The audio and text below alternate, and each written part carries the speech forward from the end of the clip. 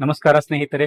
So ನಿನ್ನೆ class ಅಲ್ಲಿ ಏನಪ್ಪಾ ಅಂತಂದ್ರೆ ನಾವು ಓಲ್ಡ್ ಕ್ವಶನ್ ಪೇಪರ್ ನ ಬಿಡಿಸ್ತಕ್ಕಂತ ರೀತಿ ಹೇಗೆ, ಮತ್ತೆ ನಾವು ವಿಷಯ ಸಂಬಂಧಿತವಾದಂತ ವಿಷಯಗಳನ್ನ ಯಾವ ರೀತಿ ನಾವು ಕನೆಕ್ಟ್ ಮಾಡ್ಕೊಂಡು ಓದ್ತಾ ಹೋಗ್ಬೇಕು ಅನ್ನೋದನ್ನ ನಾವು ನಿನ್ನೆ ಕ್ಲಾಸ್ ಅಲ್ಲಿ ನೋಡಿದ್ವಿ. ಸೊ ಇವತ್ತೇನಪ್ಪಾ ಅಂತಂದ್ರೆ ಕ್ಲಾಸ್ ಸ್ಟಾರ್ಟ್ ಮಾಡೋಕ್ಕಿಂತ ಮುಂಚೆ ನಿಮಗೊಂದು ವಿಷಯ ಹೇಳ್ತೀನಿ.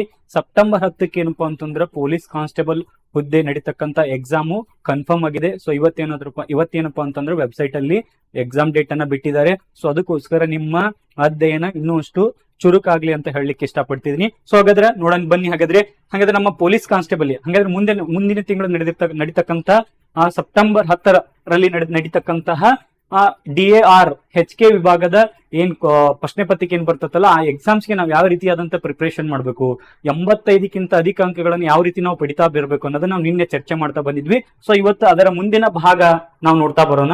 ಸೊ ಹಾಗಾದ್ರೆ ನಾವು ಏನಪ್ಪಾ ಅಂತಂದ್ರ ನೋಡಿದ್ವಿ ನಾವು ಹಿಂದಿನ ಕ್ವಶನ್ ಪೇಪರ್ಸ್ ಯಾವ ರೀತಿ ಬಿಡಿಸಬೇಕು ಅನ್ನೋದನ್ನ. ಸೊ ನೋಡಿ, ಹಿಂದಿನ ಕ್ವಶನ್ ಪೇಪರ್ ಹಿಂದೆ ನಡೆದಿರ್ತಕ್ಕಂಥ ಕ್ವಶನ್ ಪೇಪರ್ ಎಷ್ಟು ಉಪಯುಕ್ತ ಅನ್ನೋದು ಏನಪ್ಪಾ ಅಂತಂದ್ರ ಈ ನಡೆದಿರ್ತಕ್ಕಂಥ ಎಕ್ಸಾಮ್ಸ್ ಗಳಲ್ಲಿ ಗೊತ್ತಾಗುತ್ತೆ. ಸೊ ನೋಡ್ರಿ, ಯಾವುದೇ ಎಕ್ಸಾಮ್ ನ ತೆಗೆದುಕೊಡ್ರಿ ಏನಪ್ಪಾ ಅಂತಂದ್ರ 15ರಿಂದ 20 ಕ್ವಶನ್ ಪೇಪರ್ ಏನಪ್ಪಾ ಅಂತಂದ್ರ ಹಿಂದಿನ ಪ್ರಶ್ನೆ ಪತ್ರಿಕೆ ಹಿಂದನೆ ಬರ್ತಾ ಇರ್ತಾವ. ಸೊ ಆಮೇಲೆ ಅವು ಕ್ವಶನ್ಸ್ ಗಳೇನಪ್ಪಾ ಅಂತಂದ್ರ ರಿಪಿಟೇಷನ್ ಆಗ್ತಕ್ಕಂಥ ಸಂಭವನು ಬಹಳ ಅದಾವ. ಹಾಗಾದ್ರೆ ನಾವ್ ಏನಪ್ಪಾ ಅಂತಂದ್ರ ಇವತ್ತು ಹೇಗೆ ನಾವು ಇನ್ನೊಂದಿಷ್ಟು ಚರ್ಚಾ ವಿಷಯವಾಗಿ ಏನಪ್ಪಾ ಅಂತಂದ್ರೆ ಸಬ್ಜೆಕ್ಟ್ ಗಳನ್ನ ಯಾವ ರೀತಿ ನಾವು ಕನೆಕ್ಟ್ ಮಾಡೋದನ್ನ ನೋಡ್ತಾ ಬರೋಣ. ಹಾಗಾದ್ರೆ ನೋಡ್ರಿ, ಅರಣ್ಯ ಅಂತ ಒಂದು ಶಬ್ದನ ತೆಗೆದುಕೊಂಡೆ ನಾನು. ಸೊ ನೋಡ್ರಿ, ಅರಣ್ಯ ಅಂತ ಒಂದು ಶಬ್ದನ ತೆಗೆದುಕೊಂಡೆ ನಾವು ಇದನ್ನ ಯಾವ ರೀತಿಯಾಗಿ ನಾವು ಎಲ್ಲಾ ಸಬ್ಜೆಕ್ಟ್ ಗಳನ್ನ ಕನೆಕ್ಟ್ ಮಾಡ್ಕೊಂತ ಹೋಗ್ಬೇಕು ಅನ್ನೋದನ್ನ ನೋಡ್ತಾ ಬರೋಣ. ಹಾಗಾದ್ರೆ ನೋಡ್ರಿ, ಅರಣ್ಯ ಅಂತ ಕರೆದ ಹಾಗಾದ್ರೆ ನಾವು ಸಂವಿಧಾನಕ್ಕ ಓದುವ ಹಾಗೆ ನಾವು ಸಂವಿಧಾನ ಯಾವ ರೀತಿಯಾಗಿ ಇದನ್ನ ಕನೆಕ್ಟ್ ಮಾಡ್ಕೋಬೇಕು ಅನ್ನೋದು. ಹಾಗಾದ್ರೆ ಅರಣ್ಯ ಅಂತ ಕರಿತೀವಿ. ಅರಣ್ಯ ಹಾಗಾದ್ರೆ ಪಟ್ಟಿಗಳು ಅಂತ ನೋಡ್ತಾ ಬರ್ತೀರಿ ಸ್ನೇಹಿತರೆ, ನೀವು ಪಟ್ಟಿ ಅಂತ ಕರಿತೀರಿ. ಹಾಗಾದ್ರೆ ಕೇಂದ್ರ ಪಟ್ಟಿ, ರಾಜ್ಯ ಪಟ್ಟಿ ಅಂತ ನೋಡ್ತಾ ಬರ್ತೀರಿ. ಕೇಂದ್ರ ಪಟ್ಟಿ, ರಾಜ್ಯ ಪಟ್ಟಿ ಮತ್ತೆ ಸಮವರ್ತಿ ಪಟ್ಟಿ ಅಂತ ನೋಡ್ತಾ ಬರ್ತೀರಿ. ಕೇಂದ್ರ ಪಟ್ಟಿ, ರಾಜ್ಯ ಪಟ್ಟಿ ಮತ್ತೆ ಸಮವರ್ತಿ ಪಟ್ಟಿ ಅಂತ ನೋಡ್ತಾ ಬರ್ತಾರೆ. ಹಾಗಾದ್ರೆ ಈ ಮೂರು ಪಟ್ಟಿಗಳಲ್ಲಿ ಹಂಗಾದ್ರೆ ಅರಣ್ಯ ಅಂತ ಒಂದು ವಿಷಯ, ಹಾಗಾದ್ರೆ ಅರಣ್ಯ ಯಾವ ಪಟ್ಟಿಯಲ್ಲಿದೆ ಅಂತ ಕೇಳ್ತಾ ಬರ್ತಾರೆ. ನೋಡ್ರಿ, 42ನೇ ತಿದ್ದುಪಡಿಯ ಪ್ರಕಾರ, ನೋಡ್ರಿ 42ನೇ ತಿದ್ದುಪಡಿಯ ಪ್ರಕಾರ 5 ವಿಷಯಗಳಾದಂತ ಅರಣ್ಯ, ತೂಕ, ವನ್ಯಜೀವಿ ಅಳತೆಯನ್ನ ಸಮವರ್ತಿ ಪಟ್ಟಿಗೆ ಏನಪ್ಪಾ ಅಂತಂದ್ರೆ ಸೇರಿಸ್ತಾ ಬಂದ್ರು ಅನ್ನೋದನ್ನು ಕೂಡ ನಾವು ನೋಡ್ತಾ ಬರ್ತೀವಿ. ಹಾಗಾದ್ರೆ ಅರಣ್ಯ ಅಂತ ಕರಿತಾ ಬರ್ತೀವಿ. ಹಾಗಾದ್ರೆ ಅರಣ್ಯ ಸೊ ನಮ್ಮ ಸಂವಿಧಾನದಲ್ಲಿ ಯಾವ ರೀತಿಯಾದಂತ ಅನುಸೂಚಿಗಳಲ್ಲಿ ಅಥವಾ ಏನಾದರೂ ವಿಧಿಗಳಲ್ಲಿ ಹೇಳ್ತಾ ಬರ್ತದ ಅರಣ್ಯ ಕುರಿತು ಅಂತ ನೋಡ್ತಾ ಬರ್ಬೇಕು. ಹಾಗಾದ್ರೆ ನೋಡಿ, ನಾವು ಸಂವಿಧಾನವನ್ನು ತೆಗೆದುಕೊಂಡಾಗ 450ಕ್ಕಿಂತ ಅಧಿಕ ವಿಧಿಗಳನ್ನ ನೋಡ್ತಾ ಬರ್ತೀವಿ, 12 ಅನುಸೂಚಿಗಳನ್ನ ನೋಡ್ತಾ ಬರ್ತೀವಿ, 25 ಭಾಗಗಳನ್ನ ಮತ್ತೆ 105 ತಿದ್ದುಪಡಿಗಳನ್ನ ಆಗಿದ್ದನ್ನು ಕೂಡ ನಾವು ನೋಡ್ತಾ ಬರ್ತೀವಿ. ಹಾಗಾದ್ರೆ ಈ ವಿಧಿಗಳಲ್ಲಿ ಏನಾದ್ರೂ ಕೂಡ ನಾವು ಅರಣ್ಯದ ಬಗ್ಗೆ ನಾವು ನೋಡ್ತಾ ಬರ್ತೀವಿ. ಹಾಗಾದ್ರೆ ನೋಡ್ರಿ, ಮೂಲಭೂತ ಕರ್ತವ್ಯಗಳು, ನೆಕ್ಸ್ಟ್ ರಾಜ್ಯ ನಿರ್ದೇಶಕ ತತ್ವಗಳು ಅಂತ ಕರಿತೀವಿ. ರಾಜ್ಯ ನಿರ್ದೇಶಕ ತತ್ವಗಳು. ಸೊ ನೋಡಿ, ಈ ನಮ್ಮ ರಾಜ್ಯ ನಿರ್ದೇಶಕ ತತ್ವಗಳಲ್ಲಿ ಏನಪ್ಪಾ ಅಂತಂದ್ರ 48ನೇ ವಿಧಿ ಹೇಳ್ತಿದ್ರಿ. 48ನೇ ವಿಧಿ ಏನಪ್ಪಾ ಅಂತಂದ್ರ ಕೃಷಿ ಮತ್ತು ಪಶುಸಂಗೋಪನೆ ಅಂತ ಕರಿತೀವಿ. Next 48A ಹೇಳ್ತತ್ರಿ. ಸೊ ಅರಣ್ಯ ಸಂರಕ್ಷಣೆ ಅಂದ್ರೆ ಅರಣ್ಯ ಒಂದು ಪದ ಏನಪ್ಪಾ ಅಂತಂದ್ರೆ 48A ಅನ್ನೋ ವಿಧಿಯಲ್ಲಿ ಕಂಡು ಬರ್ತದೆ. ಹಾಗಾದ್ರೆ ನೋಡಿ, ಈ ರೀತಿಯಾಗಿ ನಾವ್ ಏನಪ್ಪಾ ಅಂತಂದ್ರೆ ಸಂವಿಧಾನಕ್ಕೆ ಕನೆಕ್ಟ್ ಮಾಡ್ತಕ್ಕಂಥ ರೀತಿ. ಹಾಗಾದ್ರೆ ನಾವು ಅರಣ್ಯವನ್ನ ಮುಂದೆ ಒಂದು ಹೆಜ್ಜೆ ಮುಂದೋಗಿ ನೋಡೋದಾದಪ್ಪ ಅಂತಂದ್ರೆ ನಾವು ಭೂಗೋಳ ಶಾಸ್ತ್ರಕ್ಕೆ ಯಾವ ರೀತಿ ಕನೆಕ್ಟ್ ಮಾಡ್ಕೋಬೇಕಾಗ್ತದೆ. ಹಾಗಾದ್ರೆ ಭಾರತೀಯ ಅರಣ್ಯ ನೀತಿ ಅಂತ ಕರಿತೀವಿ. ಭಾರತ ಅರಣ್ಯ ಕಾಯ್ದೆ 1988ರ ಪ್ರಕಾರ ಹಾಗಾದ್ರೆ ಎಷ್ಟು % ಅರಣ್ಯ ಇರಬೇಕು ನೋಡ್ರಿ. ಆ ಒಂದು ಭೂಪ್ರದೇಶ ಅಂತ ತೆಗೆದುಕೊಂಡ್ರೆ ನಮ್ಮ ಭಾರತವನ್ನ ತೆಗೆದುಕೊಂಡಾಗ ಸೊ ಎಷ್ಟು ಅರಣ್ಯ ಕಂಡಿರಬೇಕು. ಸೊ ಈ ನಮ್ಮ ಭಾರತವನ್ನ ತೆಗೆದುಕೊಂಡಾಗ ಆ ಪ್ರದೇಶದ ಎಷ್ಟು ವಿಸ್ತೀರ್ಣ ಐತಲ್ಲ ಅದರ 33% ಏನಪ್ಪಾ ಅಂತಂದ್ರೆ ಅರಣ್ಯ ಇರ್ಬೇಕಂತಂದು ಅರಣ್ಯ ನೀತಿ ಹೇಳ್ತಾ ಬರ್ತದೆ. ಹಾಗಾದ್ರೆ ಅರಣ್ಯ ಸಂರಕ್ಷಣೆ ಅಂತ ಕರಿತೀವಿ. ಹಾಗಾದ್ರೆ ನಮ್ಮ ಭಾರತದಲ್ಲಿ ಎಷ್ಟು ರಾಷ್ಟ್ರೀಯ ಉದ್ಯಾನವನಗಳು ಅದನ್ನು ಕೇಳ್ತಾ ಬರ್ತಾರೆ. 106 ರಾಷ್ಟ್ರೀಯ ಉದ್ಯಾನವನಗಳು ಕಂಡು ಬರ್ತವೆ. ಹಾಗಾದ್ರೆ ಎಷ್ಟು ಹುಲಿಧಾಮಗಳು ಅಥವಾ ಹುಲಿತಾಣಗಳು ಕಂಡು ಬರ್ತವೆ ಅನ್ನೋದು ನೋಡ್ತಾ ಬರ್ತೀವಿ. 53 ಹುಲಿಧಾಮಗಳು ಅಂತ ಕರಿತಾ ಬರ್ತೀವಿ. ಇನ್ನೊಂದು ಗುರು ಘಾಸಿದಾಸ್ ಐತೆ, ಅದನ್ನ ಇನ್ನೂ ಕೂಡ ಯಾಗ್ ಮಾಡಲಿದೆ. ಸೊ ಅದನ್ನ ಯಾಗ್ ಮಾಡಿದ್ರೆ 54 ಆಗ್ತವೆ. ಹಾಗಾದ್ರೆ ಎಷ್ಟು ಆನೆಧಾಮಗಳು ಕಂಡು ಬರ್ತವೆ ಅಂತ ನೋಡ್ತಾ ಬರ್ತೀವಿ. 33 ಆನೆಧಾಮಗಳನ್ನ ನಾವು ನೋಡ್ತಾ ಬರ್ತೀವಿ. ಹಾಗಾದ್ರೆ ಎಷ್ಟು ರಾಮ್ಸರ್ ತಾಣಗಳು ಕಂಡು ಬರ್ತವೆ ಅನ್ನೋದು ನೋಡ್ತಾ ಬರ್ತೀವಿ. 75 ರಾಮ್ಸರ್ ತಾಣಗಳು ಕಂಡು ಬರ್ತವೆ ಅನ್ನೋದು ನೋಡ್ತಾ ಬರ್ತೀವಿ. ಹಾಗಾದ್ರೆ ಬ್ಲೂ ಫ್ಲಾಗ್ ಬೀಚ್ ಅಂತ ಕರಿತೀವಿ. ನೋಡ್ರಿ, ಬ್ಲೂ ಫ್ಲಾಗ್ ಅಂತ ಕರಿತೀವಿ ಅಥವಾ ನೀಲಿ ಧ್ವಜ ಅಂತ ಕರಿತೀವಿ. ನೀಲಿ ಧ್ವಜವನ್ನ ಪಡೆದುಕೊಂಡಿರ್ತಕ್ಕಂಥ ಈ ಬೀಚ್ಗಳು ಯಾವ್ಯಾವ ಅದಾವ ಅನ್ನೋದನ್ನ ಕೇಳ್ತಾ ಬರ್ತೀವಿ. ಹಂಗಾದ್ರೆ ಭಾರತದಲ್ಲಿ ಏನಪ್ಪಾ ಅಂತಂದ್ರ 12 ಬೀಚ್ಗಳು ಏನಪ್ಪಾ ಅಂತಂದ್ರ ನೀಲಿ ಧ್ವಜವನ್ನ ಪಡೆದಿರ್ತಕ್ಕಂಥ ಬೀಚ್ಗಳದಾವೆ. ಹಂಗಾದ್ರೆ ಇತ್ತೀಚೆಗೆ ಯಾವ್ಯಾವ ಆಗಿರ್ಬೋದ್ರಿ? ನೋಡ್ರಿ, ಇತ್ತೀಚೆಗೆ ಆಗಿರ್ತಕ್ಕಂಥದ್ದು ಯಾವ್ದಪ್ಪ ಅಂತಂದ್ರ ಲಕ್ಷದ್ವೀಪದ ಏನಪ್ಪಾ ಅಂತಂದ್ರ ಸೊ ಮಿನಿಕಾಯ್ ತುಂಡಿ ಮಿನಿಕಾಯ್ ತುಂಡಿ ಅಂತ ಕರಿತೀವಿ. ಕದ್ಮತ್ ಮತ್ತ ಮಿನಿಕಾಯ್ ತುಂಡಿ ಅಂತ ಕರಿತೀವಿ. ಮಿನಿಕಾಯ್ ತುಂಡಿ ಅಂತ ಕರಿತೀವಿ. ಇತ್ತೀಚೆಗೆ ಏನಪ್ಪಾ ಅಂತಂದ್ರ ಈ ಬ್ಲೂ ಫ್ಲಾಗ್ ಅನ್ನ ಪಡೆದಿಟ್ಟುಕೊಂಡಿರ್ತಕ್ಕಂತಹ ಬೀಚ್ಗಳಂತ ಕರಿತೀವಿ. ಹಿಂಗ 12 ಬೀಚ್ಗಳು ಏನಪ್ಪಾ ಅಂತಂದ್ರ ಬ್ಲೂ ಫ್ಲಾಗ್ ಅನ್ನ ಪಡೆದಿವೆ. ಹಾಗಾದ್ರೆ ಮೊದಲು ಪಡೆದಿದ್ದು ಯಾವುದು? ಒರಿಸ್ಸಾದ ಚಂದ್ರಭಾಗ ಅಂತ ಕರಿತೀವಿ. ಮೊದಲು ಪಡೆದಿದ್ದು ಒರಿಸ್ಸಾದ ಚಂದ್ರಭಾಗ ಅಂತ ಕರಿತೀವಿ. ಒರಿಸ್ಸಾದ ಚಂದ್ರಭಾಗ ಅಂತ ಕರಿತೀವಿ. ಹಾಗಾದ್ರೆ ಈ ರೀತಿಯಾಗಿ ನಾವು ಕನೆಕ್ಟ್ ಮಾಡ್ತಾ ಬರ್ಬೇಕು. ಹಾಗಾದ್ರೆ ಅರಣ್ಯ ಅಂತ ಕರಿತಾ ಬಂದ್ವಿ. ಹಾಗಾದ್ರೆ ನಮ್ಮ ಭಾರತದಲ್ಲಿ ಯಾವ ರೀತಿಯಾದಂತಹ ಅರಣ್ಯಗಳು ಹೆಚ್ಚಾಗಿ ಕಂಡು ಬರ್ತವೆ ಅಂತ ಕರಿತಾ ಬರ್ತೀವಿ. ಹಾಗಾದ್ರೆ ಉಷ್ಣ ವಲಯದ ಎಲೆ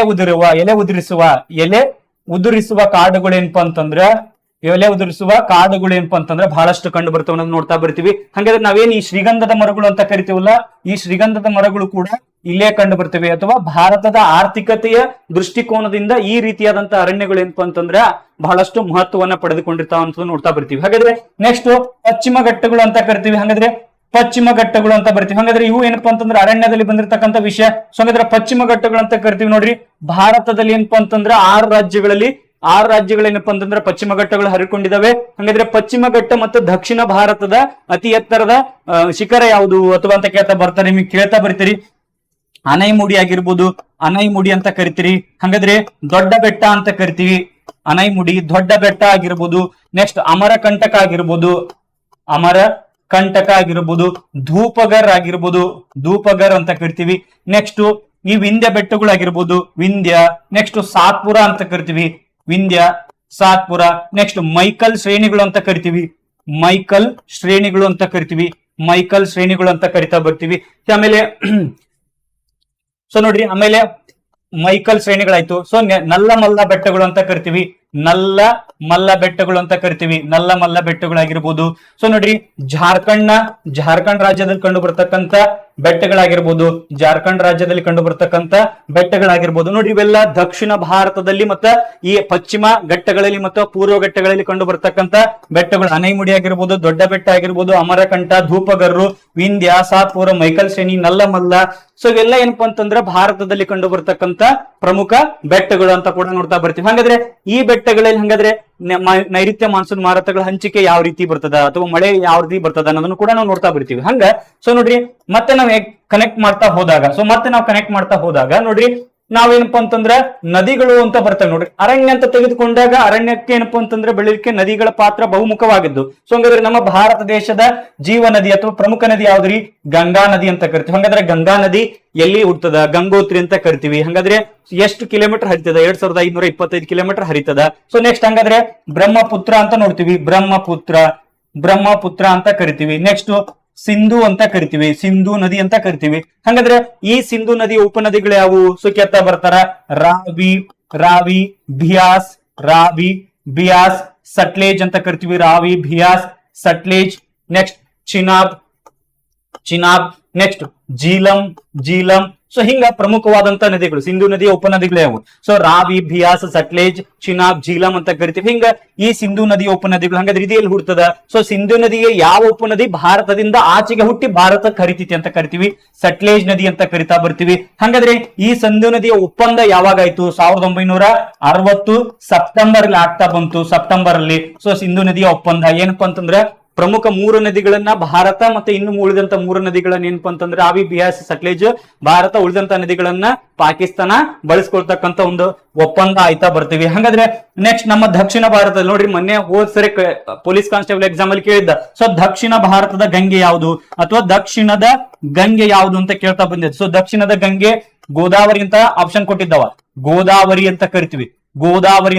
ದಕ್ಷಿಣದ ಗಂಗೆ ಅಂತ ಕೇಳಿದ್ದ. ಸೊ ಗೋದಾವರಿ ಅಂತ ಆಪ್ಷನ್ ಕೊಟ್ಟಿದ್ದೆ. ಸರ್ ಒಂದಿಷ್ಟು ಜನ ಕಾವೇರಿ ಅಂತಾನು ಕೂಡ ಅಂತೀರಿ. ಕಾವೇರಿ. ಸೊ ಇದನ್ನ ದಕ್ಷಿಣದ ಗಂಗಾ ಅಂತ ಕರಿಬಹುದು ನಾವು. ದಕ್ಷಿಣದ ಗಂಗಾ ಅಂದ್ರೆ ಏನ್ರಿ? ಅತಿ ಹೆಚ್ಚು ನಾವ್ ಇದನ್ನ ಗೋದಾವರಿ ಇನ್ನೊಂದು ಏನೇಮಿಂದ ಕರಿತೀವಿ ನಾವು? ವೃದ್ಧ ಗಂಗಾ ಅಂತ ಕರಿತೀವಿ. ಗಂಗಾ, ವೃದ್ಧವಾದ ಗಂಗಾ ಅಥವಾ ವೃದ್ಧವಾದಂತಹ ನದಿ ಅಂತ ಕರಿತಾ ಬರ್ತೀವಿ ಗೋದಾವರಿನ.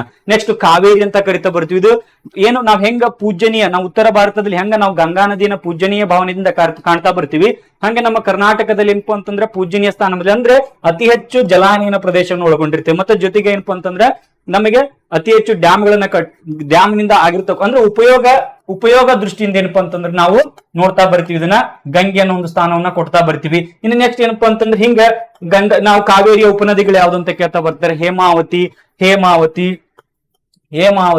ಹಾರಂಗಿ, ಕಬಿನಿ, ಶಿಂಷಾ ಅಂತ ಕರಿತೀವಿ, ಶಿಂಷಾ. ಸೊ ನೆಕ್ಸ್ಟ್ ಹೊನ್ನುವಳಿ, ಹಿಂಗೆಲ್ಲ ಏನಪ್ಪಾ ಅಂತಂದ್ರೆ ಬರ್ತಾ ಹೋಗ್ತವೆ. ಇನ್ ನೆಕ್ಸ್ಟ್ ಪ್ರಮುಖವಾದಂತ ನದಿಗಳು ಯಾವ್ದ್ರಿ? ಶರಾವತಿ ಅಂತ ಕರಿತೀವಿ. ನೆಕ್ಸ್ಟ್ ಕಾಳಿ ಅಂತ ಕರಿತೀವಿ, ಕದ್ರಾ, ಕೊಡಸಳ್ಳಿ, ನಾಗಜರಿ, ಹೊನ್ನುಹೊಳೆ, ಹರಿದ್ರಾವಳಿ.